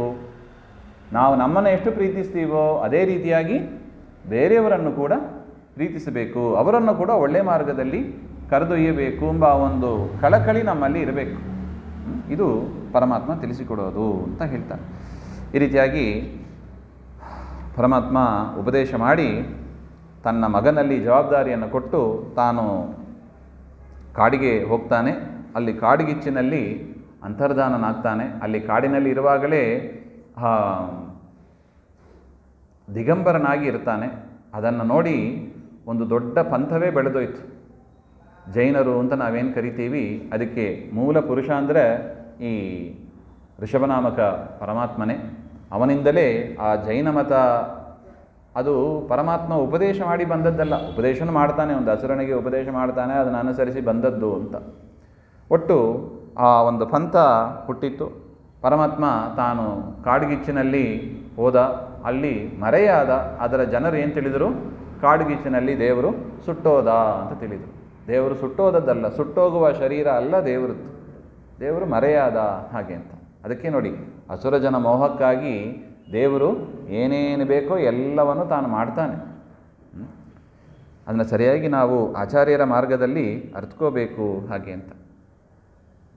ತದನಂತರ ಭರತ ತಾನು ರಾಜ್ಯಭಾರವನ್ನು ಮಾಡ್ತಾನೆ, ಚೆನ್ನಾಗಿಯೇ ರಾಜ್ಯಭಾರವನ್ನು ಮಾಡಿ ಇನ್ನು ಕೊನೆಯಲ್ಲಿ ತಾನು ಆಶ್ರಮಕ್ಕೆ ಹೋಗ್ತಾನೆ. ಕಾಡಿಗೆ ನದಿ ತೀರಕ್ಕೆ ಹೋಗ್ತಾನೆ. ಏಕದಾತು ಮಹಾನದ್ಯಾಂ ಕೃತಾಭಿಷೇಕ ನೈಗಮಿಷಾವ ಅವಶ್ಯಕ ಅಂತ ಹೇಳ್ತಾರೆ. ಅಂದರೆ ನದಿ ತೀರಕ್ಕೆ ಹೋಗ್ತಾನೆ. ಯಾಕೆ? ತಪಸ್ಸು ಮಾಡೋಣ ಹಾಗೆ ಅಂತ. ಸಾಕು, ರಾಜನಾಗಿ ಏನೇನು ಮಾಡಬೇಕು ಎಲ್ಲ ಕರ್ತವ್ಯಗಳನ್ನು ಮಾಡಿ ಆಗಿದೆ, ಇನ್ನಾದರೂ ಪರಮಾತ್ಮನಲ್ಲೇ ಮನಸ್ಸಿಟ್ಟು ಏಕಾಗ್ರತೆಯಿಂದ ಚಿಂತನೆ ಮಾಡೋಣ ಅಂತ ರಾಜರು ಆ ರೀತಿಯಾಗಿ ಮಾಡ್ತಾರೆ. ಆಗ ಏನಾಯಿತು, ತತ್ರ ತದಾ ರಾಜನ್ ಹರಿಣೀ ಪಿಪಾಸಯ ಜಲಾಶಯಾಭ್ಯಾಸಕಂ ಏಕ ಏವ ಉಪಜಗಾಮ. ಆಗ ಒಂದು ಜಿಂಕೆ ಬಂತಂತೆ. ಆ ಜಿಂಕೆಗೆ ಭಾರಿ ಬಾಯಾರಿಕೆ ಆಯಿತು, ಗರ್ಭಿಣಿಯಾಗಿ ಇತ್ತು. ಅಲ್ಲಿಗೆ ಬಂತು. ಆಗ ನೀರು ಕುಡಿತಾ ಇದೆ ಅದು. ಆಗ ಒಂದು ಸಿಂಹದ ಗರ್ಜನೆ ಕೇಳಿತ್ತು. ಮೃಗಪತೆ ರುರುನಾದ ಲೋಕಭಯಂಕರ ಉದಪತತ್. ಸಿಂಹದ ನಾದ ಕೇಳಿ ಭಾರೀ ಶಬ್ದ ಇತ್ತು. ಅದನ್ನು ನೋಡಿ ಆ ಜಿಂಕೆ ಹೆದರಿತ್ತು. ಹೆದರಿ ನೀರು ಕುಡಿತಾ ಇದ್ದದ್ದು ಈಚೆ ದಡದಿಂದ ಆಚೆ ದಡಕ್ಕೆ ಹಾರಿತ್ತು. ಹಾರಿದಾಗ ಅದರ ಮರಿ ಗರ್ಭಿಣಿಯಾಗಿತ್ತು. ಆ ಮರಿ ನದಿಯಲ್ಲೇ ಬಿತ್ತು. ಆ ಕಡೆ ದಾಟಿ ಅದು ಬಿದ್ದು ಸತ್ತೋಯಿತು ಹಾಗೆ ಅಂತ ಹೇಳ್ತಾರೆ. ಇದನ್ನು ಆ ಕಾಡಿನಲ್ಲಿ ತಪಸ್ಸಿಗೆ ಅಂತ ಬಂದಿದ್ದ ಭರತರಾಜ ನೋಡ್ತಾ ಇದ್ದಾನೆ. ಭರತ ಋಷಿ, ರಾಜ ಋಷಿಗಳಾಗಿದ್ದಾರೆ. ಭರತ ಋಷಿ ಇದನ್ನು ನೋಡ್ತಾ ಇದ್ದಾರೆ. ಅವ್ರ ಮನಸ್ಸಿಗೆ ಪಶ್ಚಾತ್ತಾಪ ಆಯಿತು, ಕರುಣೆ ಬಂತು. ಆ ಜಿಂಕೆಯನ್ನು ಸಾಗಬೇಕು, ಪಾಪ ನದಿಯಲ್ಲಿ ಬಿಟ್ಟುಬಿಟ್ಟಿದೆ, ತಾಯಿಯೂ ಇಲ್ಲ. ಅದನ್ನು ತೆಗೆದು ಇವರು ಸಾಕ್ತಾ ಇದ್ದಾರೆ. ಹೋಗ್ತಾ ಬರ್ತಾ ಅವ್ರದ್ದು ಜಿಂಕೆಯ ಸ್ಮರಣೆನೇ ಆಯಿತು. ಜಿಂಕೆ ಏನು ಮಾಡ್ತಾ ಇದೆ, ಊಟ ಮಾಡಿತ್ತೋ ಇಲ್ಲವೋ, ಅದು ಏನು ಮಾಡ್ತಾ ಇದೆ ಅಂತ ಜಿಂಕೆಯ ಸ್ಮರಣೆ. ನೋಡಿ, ಯಾವುದು ಬೇಡ ಅಂತ ಕಾಡಿಗೆ ಬಂದವರು ಮನಸ್ಸಿನ ಏಕಾಗ್ರತೆ ಹೇಗೆ ಹಾಳಾಗ್ತದೆ ನೋಡಿ. ಇದನ್ನೇ ಹೇಳಿದೆ, ವಿಷಯ ಚಿತ್ತರಾಗಿದ್ಬಿಟ್ರೆ ನಮಗೆ ಗೋವಿಂದ. ಹಾಗೆ ಅವರು ಅದನ್ನೇ ಸ್ಮರಣೆ ಮಾಡ್ತಾ ದೇಹ ಬಿಟ್ಟರು. ಜಿಂಕೆ ಏನಾಯಿತು, ಜಿಂಕೆ ಏನಾಗ್ತದೆ, ನಾನು ಹೋದರೆ ಏನಾಗ್ತದೆ ಹಾಗೆ ಅಂತ ಚಿಂತನೆ ಮಾಡಿ ಆ ಶರೀರವನ್ನೇ ಬಿಟ್ಟರು. ಕೊನೆಯಲ್ಲಿ ಏನಾದರೂ ಮುಂದಿನ ಜನ್ಮ ಏನಾಯಿತು, ಜಿಂಕೆಯಾಗಿ ಹುಟ್ಟಿದರು. ನೋಡಿ, ಇದು ಸೀಕ್ರೆಟ್. ದೇಹ ಬಿಡುವಾಗ ಯಾರನ್ನು ಸ್ಮರಣೆ ಮಾಡ್ತೀವಿ, ಯಾವ ರೂಪ ಸ್ಮರಣೆ ಮಾಡ್ತೀವಿ, ಮುಂದೆ ಅದೇ ಜನ್ಮ ಬರುತ್ತದೆ. ನೋಡಿ, ಜಿಂಕೆ ಸ್ಮರಣೆ ಮಾಡ್ತಾ ದೇಹ ಬಿಟ್ಟರು, ಮುಂದೆ ಜಿಂಕೆಯಾಗಿ ಹುಟ್ಟಿದ್ರು. ನಮ್ಮನೆಯಲ್ಲಿ ಇಲಿ ಕಾಟ, ಜಿರಳೆ ಕಾಟ ಜಾಸ್ತಿ ಇದೆ ಅಂತ ಅದನ್ನೇ ಸ್ಮರಣೆ ಮಾಡ್ತಾ ದೇಹ ಬಿಟ್ಟರೆ ಗೋವಿಂದ, ಮುಂದಿನ ಜನ್ಮ ಏನು ಅಂತ.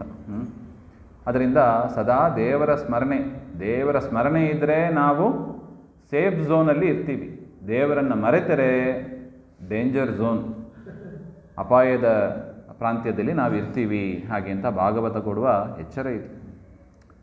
ಮೃಗ ಶರೀರ ಬಂದಾಗ ದೇವರ ದಯೆ ನೋಡಿ ಅವರಿಗೆ ಹಿಂದಿನ ಜನ್ಮದ ಸ್ಮರಣೆ ಇತ್ತಂತೆ. ಜಿಂಕೆಯಾಗಿ ಬಂದಾಗಲೂ ಕೂಡ ಹಿಂದಿನ ಜನ್ಮದ ಸ್ಮರಣೆ ಇತ್ತು. ಆಗ ಅವರು ಕಷ್ಟಪಡ್ತಾರೆ. ಅವ್ರ ಮಾತು ಹೇಗಿದೆ ನೋಡಿ. ಅಹೋ ಕಷ್ಟಂ ಭ್ರಷ್ಟ ಅಹಂ ಆತ್ಮವತ್ತಾನ್ ಉಪತಾತ್ ಯದ್ ವಿಮುಕ್ತ ಸಮಸ್ತ ಸಂಘಸ್ಯ ವಿವಿಕ್ತ ಪುಣ್ಯಾರಣ್ಯ ಶರಣಸ್ಯ ಆತ್ಮನಿ ಸರ್ವೇಷಾಂ ಆತ್ಮನಾಂ ಭಗವತಿ ವಾಸುದೇವೇ. ನಾನು ರಾಜ್ಯ, ಅರಮನೆ, ಕೋಶ, ಬಂಧು ಬಾಂಧವರು ಎಲ್ಲರನ್ನೂ ಬಿಟ್ಟು ಕಾಡಿಗೆ ತಪಸ್ಸಿಗೆ ಅಂತ ಬಂದೆ. ಎಂಥ ಕಷ್ಟಕಾಲ ಬಂತು ನನಗೆ. ವಾಸುದೇವನನ್ನು ಪೂಜೆ ಮಾಡಬೇಕು ಅಂತ ಬಂದೆ, ವಾಸುದೇವನಿಗೆ ಶರಣು ಹೋಗಬೇಕು ಅಂತ ಬಂದೆ. ಆದರೆ ಎಲ್ಲಿಂದೋ ಗಂಟು ಬಿತ್ತು ಈ ಜಿಂಕೆ. ಆ ಜಿಂಕೆಯ ಸ್ಮರಣೆಯಿಂದ ನನ್ನ ಜೀವನ ಹೇಗಾಗೋಯಿತು ನೋಡಿ ಹಾಗೆ ಅಂತ. ಅದರಿಂದ ತತ್ತು ಪುನರ್ ಮಮ ಅಬುಧಸ್ಯ ರಾಗಾನ್ ಮೃಗಸುತಂ ಅನುಪರಿಸುಸ್ರಾವ. ಆ ಜಿಂಕೆ ಮರಿ ಅದರ ಒಂದು ಹೌದು ಪ್ರಾರಬ್ಧನೇ, ಪ್ರಾರಬ್ಧವಶಾತೇ ಎಲ್ಲ, ಅದು ದೇವರ ಅನುಗ್ರಹ. ಹಿಂದಿನ ಜನ್ಮದ ಎಲ್ಲರಿಗೂ ಬರಲ್ಲ. ಗರ್ಭದಲ್ಲಿ ಇರುವಾಗ 100 ಜನ್ಮದ ಚಿಂತನೆ ಇರುತ್ತದಂತೆ. ತಾಯಿಯ ಗರ್ಭದಲ್ಲಿ ಇರುವಾಗ ಪ್ರತಿಯೊಬ್ಬರಿಗೂ ಕೂಡ 100 ಜನ್ಮದ ಅಲ್ಲ, ಹುಟ್ಟಿದ ಮೇಲೂ ಇರುತ್ತದಂತೆ. ಹುಟ್ಟಿದ ತನಕ ಬಾಯಿ ಮಾತನಾಡುವ ತನಕ ಇರುತ್ತದಂತೆ. ಯಾವಾಗ ಮಾತನಾಡುವ ಶಕ್ತಿ ಬರುತ್ತದೆ ಆಗ ದೇವರು ಅದನ್ನೆಲ್ಲ ಮರೆಯುವಂತೆ ಮಾಡ್ತಾನೆ.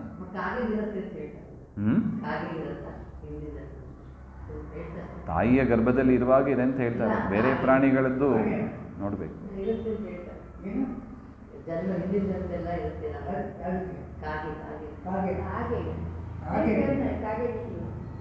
ನಮಗೆ ಗೊತ್ತಿಲ್ಲ ಕಾಗೆ ಇದೆಯಲ್ವೋ, ನಮಗೇನು ಗೊತ್ತಿದೆ? ನಮಗಂತೂ ಇರುತ್ತದೆ. ತಾಯಿಯ ಹೊಟ್ಟೆಯಲ್ಲಿ ಇರುವಾಗ ಹಿಂದೆ ಬಂದಿತ್ತು ನೋಡಿ, ಕಪಿಲ ಗೀತೆಯಲ್ಲಿ ಹೇಳುವಾಗ ಪರಮಾತ್ಮ ಅದನ್ನು ಹೇಳ್ತಾನೆ. ನಾನು ಏನೇನು ಮಾಡಿದೆ ಎಲ್ಲ ಸ್ಮರಣೆ ಇರ್ತದೆ.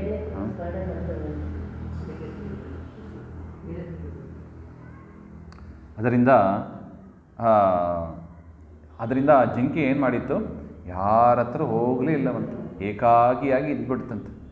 ಸಾಕಪ್ಪ, ಇನ್ನು ಮುಂದೆ ಏನಾದ್ರು ಮಾಡಿಬಿಟ್ರೆ ಇನ್ನು ಏನು ಜನ್ಮ ಬರುತ್ತದೋ ಏನೋ, ಎಷ್ಟು ಬೇಸರ ನನಗೆ. ಒಂದು ರಾಜನಾಗಿ, ದೇಶದ ರಾಜ, ಮುಂದಿನ ಜನ್ಮ ಏನಾಯಿತು, ಜಿಂಕೆಯಾಗಿ ಹುಟ್ಟಬೇಕಾಯಿತು. ರಾಜರ ಪರಿಸ್ಥಿತಿ ಅಂದರೆ ನಮ್ಮದು ಪರಿಸ್ಥಿತಿ ಏನು, ಸ್ವಲ್ಪ ಯೋಚನೆ ಮಾಡಬೇಕು. ಅದಕ್ಕೆ ಹೇಳಿದ್ದು, ದೇವರನ್ನು ಮರೆತರೆ ಆಪತ್ತುಗಳು ತುಂಬಿ ಬರ್ತವೆ. ದೇವರನ್ನು ಮರೆತರೆ ಆಪತ್ತು. ಅದರಿಂದ ಸ್ಮರ್ತವ್ಯ ಸತತಂ ವಿಷ್ಣು ವಿಸ್ಮರ್ತವ್ಯೋ ನ ಜಾತುಚಿತ್ ಅಂತ ಹೇಳ್ತಾರೆ. ಒಂದು ಕ್ಷಣ ಕೂಡ ದೇವರನ್ನು ಸ್ಮರಿಸದೇ ಇರಬೇಡಿ, ಸದಾ ಸ್ಮರಿಸಿಕೊಂಡಿರಿ. ಹೇಳುವಾಗ ಕೂಳುವಾಗ ಅದಕ್ಕೆ ಹೇಳ್ತಾರೆ ನೋಡಿ, ಎಷ್ಟು ದಾಸರು ಎಷ್ಟು ಚಂದ ಇದೆ ನೋಡಿ. ನರಜನ್ಮ ಬಂದಾಗ ನಾಲಿಗೆ ಇರುವಾಗ ಕೃಷ್ಣ ಎನ್ನಬಾರದೆ. ಆ ಪದ್ಯದಲ್ಲಿ ತುಂಬ ಚೆನ್ನಾಗಿ ನಿರೂಪಣೆ ಮಾಡಿದ್ದಾರೆ ನೋಡಿ. ಆ ಭರತನದ್ದು ಹೀಗಾಗಾಯಿತು. ಅದರಿಂದ ಕಷ್ಟಪಟ್ಟು ಆ ಜಿಂಕೆಯ ಜನ್ಮವನ್ನು ಕೂಡ ಕಳೆದು ದ್ವಿಜವರ ಅಂಗಿರಸ್, ಒಂದು ಅಂಗಿರಸ ಗೋತ್ರದಲ್ಲಿ ಒಂದು ಬ್ರಾಹ್ಮಣನಾಗಿ ಹುಟ್ಟುತ್ತಾರೆ. ಆ ಬ್ರಾಹ್ಮಣನಾಗಿ ಹುಟ್ಟಿದಾಗಲೂ ಅವರಿಗೆ ಎಲ್ಲ ಸ್ಮರಣೆ ಇದೆ ನೋಡಿ. ಈ ಸ್ಮರಣೆ ಇದ್ದು ಬಿಟ್ಟರೆ ಏನು ಮಾಡೋಕ್ಕಾಗಲ್ಲ, ಮೈಗೆ ಎಚ್ಚರ ಬಂದುಬಿಡುತ್ತದೆ, ಸಾಕಪ್ಪ ಅಂತ ಅನಿಸ್ಬಿಡುತ್ತದೆ.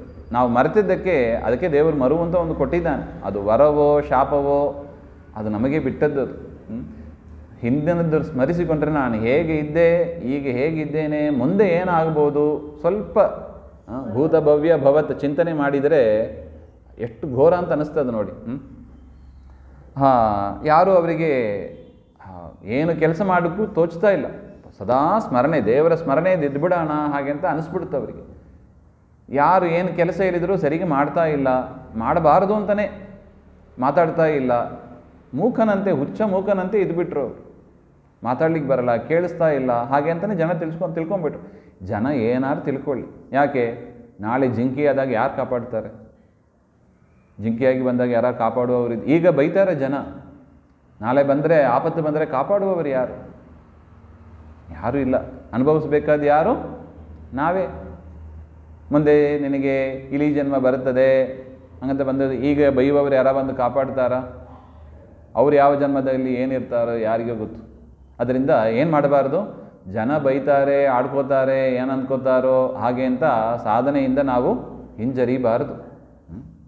ಹೇಳೋರು ಹೇಳಲಿ, ಬೈಯೋರು ಬೈಲಿ, ದೇವರು ಹೇಳಿದ್ದನ್ನು, ಹರಿವಾಯು ಗುರುಗಳು ಹೇಳಿದ್ದನ್ನು ನಾವು ಬಿಡಬಾರದು ಹಾಗೆ ಅಂತ ಅದು ಗಟ್ಟಿ ಇದ್ಬಿಟ್ರು ಅವರು. ಹೆಸರೇ ಜಡಭರತ ಅಂತ ಬಂತು ಅವರಿಗೆ. ಬೈಯುವಾಗಲೂ ಹೇಳ್ತೀನಿ ನೋಡಿ, ಏನು ಜಡಭರತ ಇದ್ದಂಗೆ ಇದ್ದಾನೆ ಅಂತಲೇ ಬೈಯೋದು. ಆಗ ಒಂದು ಸಲ ಏನಾಯಿತು, ರಘುಗಣ ರಾಜ ತಾನು ಕಪಿಲಾಶ್ರಮಕ್ಕೆ ಹೋಗ್ತಾ ಇದ್ದ. ದೊಡ್ಡ ರಾಜ ಅವನು. ತಾನು ಹೋಗ್ತಾ ಇರುವಾಗ, ಕಪಿಲಾಶ್ರಮಕ್ಕೆ ಹೋಗ್ತಾ ಇರುವಾಗ ಮೇನೆಯಲ್ಲಿ ಹೋಗ್ತಾ ಇದ್ದ. ಮೇನೆ ಹೊರುವವರು ಒಬ್ಬರು ಕಡಿಮೆ ಆದರು. ಆಗ ಜಡಭರತ ಅಲ್ಲೇ ಇದ್ದರು. ಎಲ್ಲರೂ ಹೇಳಿದರು, ಇವನೊಬ್ಬ ಇದ್ದಾನೆ, ಗಟ್ಟಿಮುಟ್ಟಿ ಇದ್ದಾನೆ, ಬಾ ಇಲ್ಲಿ ರಾಜನ ಮೇನೆಯನ್ನು ಒರಿ ಅಂತ ಹೇಳಿ. ಇಲ್ಲ ಅಂತ ಹೇಳೋದೇ ಇಲ್ಲ.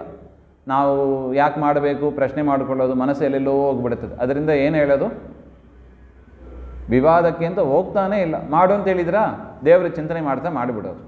ನೋಡಿ ಎಷ್ಟು ಚೆನ್ನಾಗಿದೆ ನೋಡಿ ಆ ವಿಚಾರ. ನಾವು ಯಾಕೆ ಏನು ಎತ್ತ ಅಂತ ಪ್ರಶ್ನೆ ಮಾಡಿದಷ್ಟು ಏನಾಗ್ತದೆ, ಮನಸ್ಸು ದೇವರ ಕುರಿತಾದ ಪ್ರಶ್ನೆ ಇದ್ದರೆ ಸರಿ. ಆದರೆ ನಮ್ಮ ಪ್ರಶ್ನೆ ಯಾವುದ್ರ ಬಗ್ಗೆ ಇರುತ್ತದೆ, ಬರೀ ಲೌಕಿಕವಾಗಿ ಇರುತ್ತದೆ. ಅದರಿಂದ ಲೌಕಿಕವಾಗಿ ಪ್ರಶ್ನೆ ಮಾಡೋದು ಉತ್ತಮನೋ, ಲೌಕಿಕ ಪ್ರಶ್ನೆಗಳನ್ನು ಬಿಟ್ಟು ದೇವರ ಚಿಂತನೆ ಮಾಡೋದು ಉತ್ತಮನೋ? ಹಾಗೆಂದರೆ ಜಡಭರತ ಹೇಳಿದ, ಸಾಕಪ್ಪ, ಅವ್ರೇನು ಹೇಳ್ತಾರ ಮಾಡ್ಕೊಂಡು ಹೋಗ್ಬಿಡೋಣ, ಮನಸ್ಸು ಮಾತ್ರ ನಾನು ದೇವರಿಗೆ ಕೊಡ್ತೇನೆ. ಮನವನಿತ್ತರೆ ತನ್ನ ನೀವನು. ಅದರಿಂದ ಮನಸ್ಸನ್ನು ಕೊಟ್ಟು ಬಿಡ್ತೇನೆ. ಇವನೇ ಹೊರಿಬೇಕಾ, ಅದೇ ಸುಲಭ, ಹೊತ್ಕೊಂಡು ಹೋಗ್ಬಿಡೋಣ ಹಾಗೆ ಅಂತ ಅದಕ್ಕೆ ಕೈ ಹಾಕ್ತಾರೆ. ಆಗ ಜ್ಞಾನಿಗಳು ಹೆಜ್ಜೆ ಇಡುವಾಗ ಪ್ರಾಣಿಗಳು ದಾರಿಯಲ್ಲಿರೋದನ್ನು ನೋಡಿ ಹೆಜ್ಜೆ ಇಡ್ತಾರೆ. ಅದರಿಂದ ಸ್ವಲ್ಪ ಅಲ್ಗಾಡ್ಲಿಕ್ಕೆ ಶುರುವಾಯಿತು. ಆಮೇಲೆ ಒಳಗಿದ್ದ ರಹುಗಣ ರಾಜ ಬೈದ, ಯಾಕೋ ಗಟ್ಟಿಮುಟ್ಟಿ ಇದ್ದಿ, ತುಂಬ ದೂರ ಬಂದಿದ್ದಿ, ವ್ಯಂಗ್ಯವಾಗಿ ಮಾತಾಡ್ತಾನೆ. ಸರಿಯಾಗಿ ಹೊರಲಿಕ್ಕಾಗಲ್ಲ, ತುಂಬ ಬಲಹೀನನಾಗಿದ್ದಿ ಹಾಗೆ ಅಂತ. ಒಂದು ಸಾರಿ ಆಯಿತು, 2 ಸಾರಿ ಆಯಿತು. ಜಡಭರತರು ಅದೇ ಹೇಳಿದಲ್ಲ, ಯಾರು ಏನೇ ಬೈಲಿ, ಯಾರು ಬಂದು ಮುಂದೆ ಯಾರೂ ಸಂಗಡ ಬಾಹೋರಿಲ್ಲ. ಎಷ್ಟು ಚೆನ್ನಾಗಿ ಕನಕದಾಸರು ಹೇಳಿದ್ದಾರೆ ನೋಡಿ, ಯಾರೂ ಸಂಗಡ ಬಾಹೋರಿಲ್ಲ. ಬೈಯುವವರೇನು ಬೈದು ಬಿಡ್ತಾರೆ. ಈಗ ನಾಳೆ ಅನುಭವಿಸೋದು ಯಾರು? ಬೈದವರು ಬಂದು ಕಾಪಾಡ್ತಾರಾ? ನಾವೇ ಅನುಭವಿಸಬೇಕು. ಯಾರೂ ಸಂಗಡ ಬಾಹೋರಿಲ್ಲ. ನಾರಾಯಣನ ಬಿಟ್ಟು ಯಾರೂ ಬರೋದಿಲ್ಲ. ನೀನೇನು ಬೇಕಾ ಬೈಕಪ್ಪ ಅಂತ ಇವರು ಮಾಡೋದನ್ನೇ ಮಾಡ್ತಾ ಕೂತಿದ್ರು. ಯಾರು? ಜಡಭರತ. ರಾಜನಿಗೆ ಮತ್ತೆ ಸಿಟ್ಟು ಬಂತು, ನಿನ್ನ ಯಮಲೋಕಕ್ಕೆ ಅಟ್ಟಿಸ್ತೇನೆ ಹಾಗೆ ಅಂತ ಮತ್ತೆ ಬೈದ. ಆಗ ಅನಿಸ್ತು ಪರಮಾತ್ಮನ ಪ್ರೇರಣೆ. ಅಷ್ಟು ತನಕ ಮಾತಾಡದೇ ಇದ್ದವರು ಜಡಭರತರು ಅವತ್ತು ಉಪದೇಶ ಮಾಡಲಿಕ್ಕೆ ಶುರು ಮಾಡಿದರು. ರಾಜ, ನೀನು ಬೈತಿಯಲ್ಲ, ಸರಿಯಾಗಿ ಮೇನೆ ಹೊರಿತಾ ಇಲ್ಲ ಹಾಗೆ ಅಂತ. ಮೇನೇನು ಹೊರುವವ ಯಾರು? ವಿಚಾರ ಮಾಡಿದ್ಯಾ ನೀನು? ನನ್ನನ್ನು ಬೈತಾ ಇದ್ದಿ. ನಾನು ಅಂದರೆ ಯಾರು? ಜೀವ. ನಾನು ಈ ಮೇನೆಯನ್ನು ಹೊರಿತಾ ಇದ್ದೀನಿಯಾ? ಇಲ್ಲ. ಈ ನನ್ನ ಹೆಗಲು, ಈ ಹೆಗಲನ್ನು ಹೊತ್ತದ್ದು ಸೊಂಟ, ಸೊಂಟವನ್ನು ಒತ್ತದ್ದು ಈ ಕಾಲು, ಈ ಕಾಲನ್ನು ಹೊತ್ಕೊಂಡಿರೋದು ಭೂಮಿ, ಭೂಮಿಯನ್ನು ಹೊತ್ಕೊಂಡಿರೋದು ಶೇಷದೇವರು, ಶೇಷದೇವರನ್ನು ಹೊತ್ಕೊಂಡಿರುವವರು ವಾಯುಕೂರ್ಮ, ವಾಯುಕೂರ್ಮವನ್ನು ಒತ್ತಿರೋವರು ಪರಮಾತ್ಮ ಕೂರ್ಮ ರೂಪದಿಂದ ಇದ್ದಾನೆ. ಅದರಿಂದ ನಿನ್ನನ್ನು ಹೊತ್ತವ ಯಾರು? ಪರಮಾತ್ಮ. ಅದರಿಂದ ನನ್ನ ಯಾಕೆ ಸುಮ್ಮನೆ ಬೈತೀಯ ಹಾಗೆ ಅಂತ ಇಷ್ಟು ಉತ್ತರ ಕೊಟ್ಟ ಕೂಡಲೇ ಅವನು ನಡುಗುಬಿಟ್ಟ. ಒಳಗೆ ಕೂತ ರಾಜ ಏನೋ ಕಪಿಲಾಶ್ರಮಕ್ಕೆ ಉಪದೇಶಕ್ಕೆ ಹೋಗೋಣ ಅಂತ ನೋಡಿದರೆ ಹೆಗಲಿನಲ್ಲಿ ಜನಿವಾರ ಒಂದು ಕಾಣಿಸ್ತಾ ಇದೆ. ಬ್ರಾಹ್ಮಣ ಜನ್ಮ ಅಂತ ಗೊತ್ತಾಯಿತು. ಸಾಷ್ಟಾಂಗ ಎರಗಿದ ರಘುಗಣ ರಾಜ. ಎಷ್ಟು ಚಂದ ಇದೆ ನೋಡಿ ಆ ರಘುಗಣನ ಮಾತು, ರಾಜರ ಮಾತು. ನಾಗ್ನ್ಯರ್ಕ ಸೋಮಾನಿಲ ವಿತ್ತಪಾಸ್ತ್ರ ವಿಸ್ತ್ರಪಾತ್ರಾತ್ ಶಂಕೆ ಭೃಶಂ ಬ್ರಹ್ಮಕುಲ ಅವಮಾನಾತ್ ಅಂತ ಹೇಳ್ತಾರೆ. ನಾನು ಅಗ್ನಿಗೆ ಹೆದರುವವನಲ್ಲ, ಸೂರ್ಯನಿಗೆ ಹೆದರುವವನಲ್ಲ, ಅನಿಲ ಗಾಳಿಗೆ, ವಿತ್ತಪ ಕುಬೇರನಿಗೆ ಯಾರಿಗೂ ಹೆದರುವವನಲ್ಲ. ನಾನು ಹೆದರ್ತೇನೆ ಯಾರಿಗೆ? ಬ್ರಾಹ್ಮಣನಿಗೆ ಮಾಡಿದ ಅವಮಾನಕ್ಕೆ ನಾನು ಹೆದರ್ತೇನೆ ಹಾಗೆ ಅಂತ. ದಿಗ್ಬಲಂ ಕ್ಷತ್ರಿಯ ಬಲಂ ಬ್ರಹ್ಮತೇಜೋ ಬಲಂ ಬಲಂ ಅಂತ ಹೇಳ್ತಾರೆ ನೋಡಿ. ಬ್ರಾಹ್ಮಣನ ತೇಜಸ್ಸು ಅವನು ಹೆದರಿಬಿಟ್ಟ, ತಪ್ಪಾಯಿತು ಅಂತ ನನಗೆ ಉಪದೇಶ ಮಾಡಿ ಅಂತ ಕೇಳ್ತಾನೆ. ಆಗ ಜಡಭರತ ಉಪದೇಶ ಮಾಡ್ತಾರೆ, ನಿನ್ನಲ್ಲಿ ಏನಿದೆ? ನಾನು ರಾಜ ಎನ್ನತಕ್ಕ ಒಂದು ಅಹಂಕಾರ ಇದೆ. ಅಹಂಕಾರವನ್ನು ಬಿಡು. ಅಹಂಕಾರ ಮಮಕಾರ ಬಿಟ್ಟರೆ ಜೀವನ ಉದ್ಧಾರ ಆಗ್ತದೆ. ನಾನು ನನ್ನದು ಎಂಬ ನರಕದೊಳಗೆ ಬಿದ್ದು ನೀನೇ ಗತಿಯೆಂದು ನಂಬಿದ ದಾಸನ ಮೇಲೆ ಇನ್ನೂ ದಯ ಬಾರದೆ ಹಾಗೆ ಅಂತ. ಅದರಿಂದ ನಾನು ನನ್ನದು ಇದು ಬಿಡಬೇಕಾದ್ದು. ಒಂದು ಕಥೆಯನ್ನು ಕೂಡ ಹೇಳ್ತಾರೆ ರಘುಗಣ ರಾಜನಿಗೆ. ಒಬ್ಬ ವ್ಯಾಪಾರಿ ಇದ್ದಂತೆ. ಆ ವ್ಯಾಪಾರಿ ದೊಡ್ಡ ಹಣಗಂಟು ಹಿಡ್ಕೊಂಡು ಹೋಗ್ತಾ ಇದ್ದಾನೆ. ಹೋಗುವಾಗ ವ್ಯಾಪಾರ ಎಲ್ಲ ಮುಗೀತು, ಮನೆಗೆ ಹೋಗಬೇಕು. ಕಾಡು ದಾರಿ, ಎಲ್ಲೋ ಕಾಡಿನಲ್ಲಿ ಸಿಕ್ಕಾಕೊಂಡ್ಬಿಟ್ಟ, ದಿಕ್ಕು ದೋಚ್ತಾ ಇಲ್ಲ. ಯಾರೋ ಕಳ್ಳರು ಬಂದರು, ಅವನದ್ದು ಎಲ್ಲವನ್ನು ಸಂಪತ್ತನ್ನು ಅಪಹಾರ ಮಾಡಿಕೊಂಡು ಹೋದರು ಹಾಗೆ. ಅದರಿಂದ ನೀನು ಸರಿಯಾದ ಮಾರ್ಗದಲ್ಲಿ ನಡಿ ಹಾಗೆ. ರಹುಗಣನಿಗೆ ಅರ್ಥನೇ ಆಗ್ತಾ ಇಲ್ಲ. ಇದು ಏನಿದು ಕತೆ? ಇದು ಯಾರೋ ಕಾಡು ದಾರಿಯಲ್ಲಿದ್ದ, ಹಣ ಕದ್ಕೊಂಡು ಹೋದ, ದಾರಿಯಲ್ಲಿ ಹೋಗುವಾಗ ಇದೆಲ್ಲ ಆಗೋದೇ ಇದೆ. ಏನು ಹೊಸದಾಗಿದು? ಏನೋ ಹೊಸದಾಗಿ ಹೇಳ್ತೀರಿ ಅಂತ ಕಪಿಲಾಶ್ರಮ ಬಿಟ್ಟು ನಿಮ್ಮ ಹತ್ರ ಬಂದು ಕೂತರೆ ಈ ರೀತಿಯಾಗಿ ನೀವು ಉಪದೇಶ ಮಾಡೋದೆ ಹಾಗೆ ಅಂತ ಕೇಳಿದರೆ ಅದರ ಒಳ ಅರ್ಥವನ್ನು ಬಿಡಿಸಿ ಜಡಭರತ ರಘುಗಣ ರಾಜನಿಗೆ ಹೇಳ್ತಾರೆ. ಯಾರು ಅದು? ದಾರಿಯಲ್ಲಿ ಹೋಗುವ ವ್ಯಾಪಾರಿ ಅಂದರೆ ಯಾರು? ನಾವೇ, ಜೀವರೇ. ಪ್ರತಿಯೊಂದು ಜೀವರು ಕೂಡ ವ್ಯಾಪಾರಿ. ದೊಡ್ಡ ಹಣದ ಗಂಟು ಹಿಡ್ಕೊಂಡು ಹೋಗ್ತಾರೆ. ಹಾಗೆಂದರೆ ಯಾರು? ಪುಣ್ಯ. ಪುಣ್ಯವೇ ನಮ್ಮ ದೊಡ್ಡ ಸಂಪತ್ತು. ಆ ಹಣದ ಗಂಟು ಹಿಡ್ಕೊಂಡು ನಾವು ಬಂದಿದ್ದೀವಿ. ಮನುಷ್ಯರಾಗಿ ಹುಟ್ಟಬೇಕು ಅಂದರೆ ಹಿಂದೆ ಏನಿದೆ? ದೊಡ್ಡ ಪುಣ್ಯದ ಗಂಟು ಇದೆ. ಇಲ್ಲದಿದ್ದರೆ ಮಾನವ ಜನ್ಮ ಬರೋದಿಲ್ಲ. ಅಲ್ಲಿ ಹೋಗ್ತಾ ಇದ್ದೀವಿ. ಅನೇಕ ಶಾಸ್ತ್ರಗಳು ಇದೆ, ದಾರಿ ತಪ್ಪಿಸುವ ಶಾಸ್ತ್ರಗಳು ಇದೆ, ಅನೇಕ ಮತಗಳು ಇದೆ. ಅದರಿಂದ ನಾವು ಮುಟ್ಟಬೇಕಾದ ಊರು ಅಂದರೆ ಯಾವುದು? ಮೋಕ್ಷ. ಮೋಕ್ಷಕ್ಕೆ ಹುಟ್ಟಲಿಕ್ಕಾಗದೆ, ಮೋಕ್ಷಕ್ಕೆ ಹೋಗಲಿಕ್ಕಾಗದೆ ಏನು ಮಾಡಿಬಿಡ್ತೀವಿ? ದಾರಿ ತಪ್ಪಿ ಯಾವ್ಯಾವುದೋ ದಾರಿಯಲ್ಲಿ ಹೋಗ್ಬಿಡ್ತೀವಿ. ಅದು ಯಾವುದು? ಅನೇಕ ಮತಗಳು. ಅನೇಕ ಮತಗಳು ಸನ್ಯಾಸಿಯಾಗಿ ಕಾವಿ ಬಟ್ಟೆ ತೊಟ್ಟು ತಪ್ಪಾಗಿ ವೇದಗಳಿಗೆ ವ್ಯಾಖ್ಯಾನ ಮಾಡಿ ನಮ್ಮನ್ನು ದುರ್ಮಾರ್ಗದಲ್ಲಿ ಕರೆದುಕೊಂಡು ಹೋಗ್ತಾರೆ. ಅಂಥ ದಾರಿಯಲ್ಲಿ ಹಿಡಿದು ಅಲ್ಲಿ ಹೋದಾಗ ಏನಾಗ್ತದೆ? ಕಳ್ಳರು ಬಂದು 6 ಕಳ್ಳರು ಬರ್ತಾರಂತೆ. ಯಾರದು 6 ಕಳ್ಳರು? ನಮ್ಮ ಹಣವನ್ನು ದೋಚಿಸುವ 6 ಕಳ್ಳರು ಅಂದರೆ ಯಾರು? ಇದೆ, ಕಾಮಕ್ರೋಧಾದಿಗಳೇ. ತಂದೆ ಹೇಳಿದ್ದು ನೆನಪಿದೆ, ಋಷಭನಾಮಕ ಪರಮಾತ್ಮ ಹೇಳಿದ್ದು ನೆನಪಿದೆ. ಕಾಮ, ಕ್ರೋಧ, ಲೋಭ, ಮೋಹ, ಮದ, ಮತ್ಸರ ಅಂತ ಈ 6 ಕಳ್ಳರು ಅವರೇ. ಅವರೇನು ಮಾಡಿಬಿಡ್ತಾರೆ? ನಮ್ಮ ಹಣವನ್ನು ಕದ್ದು ಬಿಡ್ತಾರೆ. ಅಂದರೆ ಪುಣ್ಯಗಳೆಲ್ಲ ಹೊಟ್ಟೋಗ್ತದೆ. ನಾವು ಸಂಪಾದನೆ ಮಾಡಿದ ಪುಣ್ಯಗಳೆಲ್ಲ ಕಾಮಕ್ರೋಧಾದಿಗಳಿಂದ ಹೊಟ್ಟೋಗ್ತದೆ. ಆಗ ಒಂದು ಬ್ರಾಹ್ಮಣ ಬಂದು ಹೇಳ್ತಾನಂತೆ, ಈ ಮಾರ್ಗದಲ್ಲಿ ನೀನು ಹೋಗು ಹಾಗೆ ಅಂತ. ಆ ಬ್ರಾಹ್ಮಣ ಅಂದರೆ ಯಾರು? ಶ್ರೀಮನ್ ಮಧ್ವಾಚಾರ್ಯರು. ಮಧ್ವಾಚಾರ್ಯರ ಉಪದೇಶ ಪ್ರಕಾರ ನಾವು ನಡ್ಕೊಂಡ್ರೆ ಸರಿಯಾಗಿ ಮೋಕ್ಷಕ್ಕೆ ಹೋಗ್ತೀವಿ ಹಾಗೆ ಎಂಬ ಒಂದು ವಿಚಾರವನ್ನು ಅಲ್ಲಿಗೆ ತಿಳಿಸಿಕೊಡ್ತಾ ಇದ್ದಾರೆ. ಇದು ನಿಜವಾದ ಅರ್ಥ. ಅದರಿಂದ ರಘುಗಣರಾಜ, ನೀನು ನಾನು ಎನ್ನುವ ಅಹಂಕಾರವನ್ನು ಬಿಟ್ಟು ಎಲ್ಲರೂ ಕೂಡ ಪರಮಾತ್ಮನ ಸೇವಕರು ಹಾಗೆ ಅಂತ. ಎಷ್ಟು ಅನಿತ್ಯವಾದ ಈ ಶರೀರ, ಎಷ್ಟು ದಿವಸ ಇರುತ್ತದೆ ಈ ಶರೀರ? ಈ ಶರೀರವನ್ನು ಇಟ್ಕೊಂಡು ನಾನು ರಾಜ ರಾಜ ಅಂತ ಮೆರೆದಾಡ್ತಾ ಇದ್ದೀಯಲ್ಲೋ ನೀನು ಹಾಗೆ ಅಂತ ಈ ಕಥೆಯ ಮೂಲಕ ಅವನಿಗೆ ಕಣ್ಣನ್ನು ತೆರೆಸಿದರು. ಅವನು ಸಾಷ್ಟಾಂಗ ಎರಗಿದ. ನಮೋ ನಮಃ ಕಾರಣ ವಿಗ್ರಹಾಯ ಸ್ವರೂಪ ತುಚ್ಛೀಕೃತ ವಿಗ್ರಹಾಯ. ನನ್ನ ಸ್ವರೂಪವನ್ನು ತುಚ್ಛ ಮಾಡಿದವರು ಅಂದರೆ ನಾನು ಎಷ್ಟು ಸಣ್ಣವಾಂಬಾದನ್ನು ನನಗೆ ಆ ಅರಿವನ್ನು ನಮಗೆ ಕೊಟ್ಟಿದ್ದೀರಿ ಹಾಗೆ ಅಂತ. ನಮೋ ನಮೋ ಅಭದೂತ ದ್ವಿಜಬಂಧು ಲಿಂಗ ನಿಗೂಢ ನಿತ್ಯಾನುಭವಾಯ ತುಭ್ಯಂ ಹಾಗೆ ಅಂತ ಆ ಜಡಭರತನನ್ನು ಸ್ತೋತ್ರ ಮಾಡ್ತಾ ಇದ್ದಾರೆ ಹಾಗೆ ಅಂತ. ತದನಂತರ ತಮ್ಮ ಆಶ್ರಮಕ್ಕೆ ಹೊರಟು ಹೋಗ್ತಾ ಇದ್ದಾರೆ ಜಡಭರತರು. ತದನಂತರ ಅನೇಕ ಭೂಗೋಳದ ವರ್ಣನೆಯನ್ನು ಭಾಗವತದಲ್ಲಿ ಹೇಳಿದ್ದಾರೆ. ಆ ಭೂಮಿಯ ಕೆಳಗೆ ಅನೇಕ ನರಕಗಳು ಕೂಡ ಇದೆ ಹಾಗೆ ಅಂತ ಹೇಳ್ತಾ ಇದ್ದಾರೆ. ಅದರಲ್ಲಿ ಪ್ರಧಾನವಾದದ್ದು 21 ನರಕ ಅಂತ ಹೇಳ್ತಾ ಇದ್ದಾರೆ. ತತ್ರೈಕೆ ನರಕ ಅನೇಕ ನರಕಾನ್ ಏಕವಿಂಶತಿಂ ಗಣಯಂತಿ. ಒಟ್ಟು ಎಷ್ಟು ನರಕ ಇದೆ? 84 ಲಕ್ಷ ನರಕಗಳು ಇದೆ ಅಂತ. ನರಕಗಳು ಎಷ್ಟು? ನರಕಲೋಕಗಳು 84 ಲಕ್ಷ ನರಕಲೋಕಗಳು ಇದೆ. ಅದಕ್ಕೆ 84 ಲಕ್ಷ ಜೀವರಾಶಿ ದಾಟಿ ಬಂದದ್ದೋ ಏನೋ ಗೊತ್ತಿಲ್ಲ. ಎಷ್ಟು ನರಕ ಬೇಕೋ ನಮಗೆ ಪಾಠ ಇದೆಲ್ಲ. ಆ ನರಕ ಏನು ಮಾಡ್ತದೆ ನಮ್ಮನ್ನು? ಪಾಠ ಕಲಿಸೋದಕ್ಕೆ ಇರೋದು. ಭೂಮಿಯಲ್ಲಿ ಸರಿಯಾಗಿ ಪಾಠ ಕಲಿತಿಲ್ಲ ಅಂದರೆ ದೇವರು ಏನು ಮಾಡ್ತಾನೆ? ನಿನಗೆ ಈ ಕ್ಲಾಸ್ ರೂಮ್ ಸರಿ ಹೋಗ್ತಾ ಇಲ್ಲ, ನಿನಗೆ ಬೇರೆ ಕ್ಲಾಸ್ ರೂಮಲ್ಲಿ ಕರ್ಕೊಂಡೋಗಿ ಅಲ್ಲಿ ಬೇರೆ ಟೀಚರೇ ಬೇರೆ, ಎನ್ವಿರಾನ್ಮೆಂಟೇ ಬೇರೆ ಟೀಚರ್, ಬೇರೆ ಎನ್ವಿರಾನ್ಮೆಂಟು, ಅಲ್ಲಿ ನಿನಗೆ ಶಿಕ್ಷೆ ಕೊಡಿಸ್ತೀನಿ ಬಾ ಅಂತ ಕರ್ಕೊಂಡು ಹೋಗ್ತಾನೆ. ಹೋಗಬೇಕೋ ಬೇಡವೋ ನಮಗೆ ಬಿಟ್ಟದ್ದು. ನಮಗೆ 2 ಚಾಯ್ಸ್ ಇದೆ. ಅದೇ, ಒಂದು ಭೂಮಿಯಲ್ಲಿದ್ದು ಪಾಠ ಕಲಿಯೋದು, ಇಲ್ಲ ಅಲ್ಲಿ ಹೋಗಿ ನರಕದಲ್ಲಿ ಹೋಗಿ ಪಾಠ ಕಲಿಯೋದು. ಯಾವುದು ಬೆಟರ್? ಅದರಿಂದ ದೇವರು ಹೇಳಿದಾಗ, ಹರಿವಾಯು ಗುರುಗಳು ಹೇಳಿದಾಗೆ ಇಲ್ಲೇ ಕೇಳ್ಕೊಂಡ್ಬಿಟ್ರೆ ಬೆಟರ್ ಇದು. ಹೇಗಾದರೂ ಕೇಳಲೇಬೇಕು. ಚಾಯ್ಸ್ ಇದೆಯಾ? ಇದು ಬಿಡ್ಲಿಕ್ಕಂತೂ ಚಾಯ್ಸ್ ಇದೆಯಾ? ಒಂದೂ ಇಲ್ಲಿಯೇ ಕೇಳಬೇಕು, ಅಥವಾ ಅಲ್ಲಿ ಹೋಗಿ ಆಗಿದ್ರೆ ತಿದ್ಕೊಂಡ್ಬಂದು ಇದನ್ನೇ.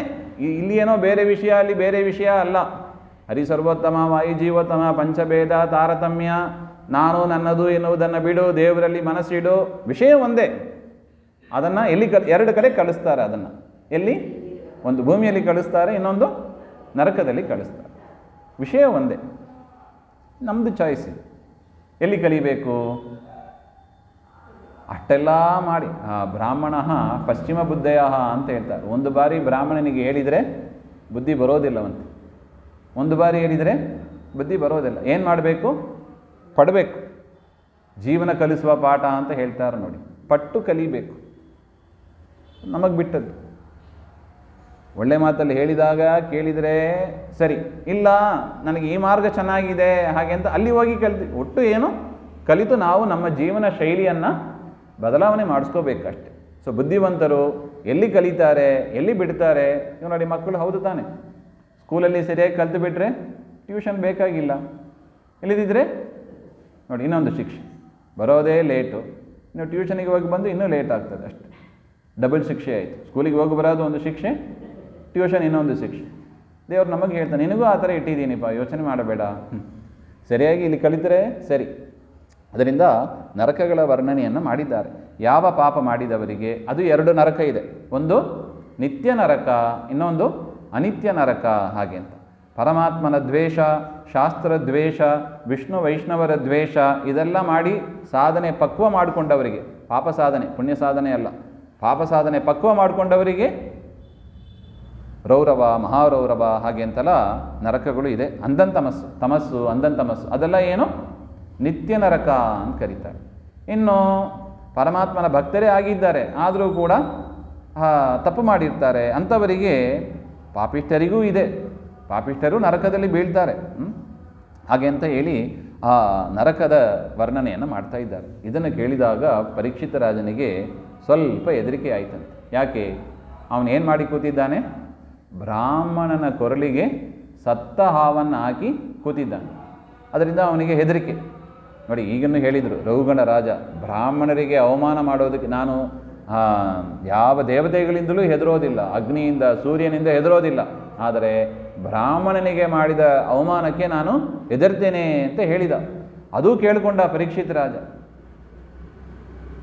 ಬ್ರಾಹ್ಮಣರಿಗೆ ವೈಷ್ಣವರಿಗೆ ಅವಮಾನ ಮಾಡಬಾರದು ಹಾಗೆ ಅಂತ. ಅದರಿಂದ ಮತ್ತೆ ಮನಸ್ಸಿನಲ್ಲಿ ಅವನಿಗೆ ಭಯ ಬಂತು. ಅಲ್ಲ, ಇದು ನರಕ ಶಿಕ್ಷೆ ಅನುಭವಿಸಲೇಬೇಕೋ ಅಥವಾ ಇದನ್ನು ತಪ್ಪಿಸ್ಕೋಬಹುದಾ ಹಾಗೆ ಅಂತ. ಇಷ್ಟೆಲ್ಲ ನರಕ ವರ್ಣನೆ ಮಾಡಿದಿರಿ, ಈ ನರಕದಿಂದ ತಪ್ಪಿಸಿಕೊಳ್ಳೋದಕ್ಕೆ ಏನಾದರೂ ಮಾರ್ಗ ಇದೆಯಾ? ಅಥವಾ ಖಂಡಿತವಾಗೂ ಪರಮಾತ್ಮನ ನಿಯಮ ಏನು? ಖಂಡಿತ ನರಕ ಅನುಭವಿಸಲೇಬೇಕೋ ಹಾಗೆ ಅಂತ. ಆ ಪ್ರಶ್ನೆಗೆ ಶುಕಾಚಾರ್ಯರು ಏನು ಉತ್ತರ ಕೊಡ್ತಾರೆ ಅಂತ ಮತ್ತೆ ನೋಡೋಣ. ಎಸ್ ಸರ್ವಗುಣ ಸಂಪೂರ್ಣ ಸರ್ವದೋಷ ವಿವರ್ಜಿತ ಪ್ರಿಯತಾಂ ಪ್ರೀತೇವಾಲಂ ವಿಷ್ಣೋರ್ಮೇ ಪರಮಸುಹೃತ್ ಶ್ರೀಮಧ್ವಾಂತರ್ಗತ ಶ್ರೀಕೃಷ್ಣಾರ್ಪಣಮಸ್ತು. ಶ್ರೀಹರೇ ನಮಃ.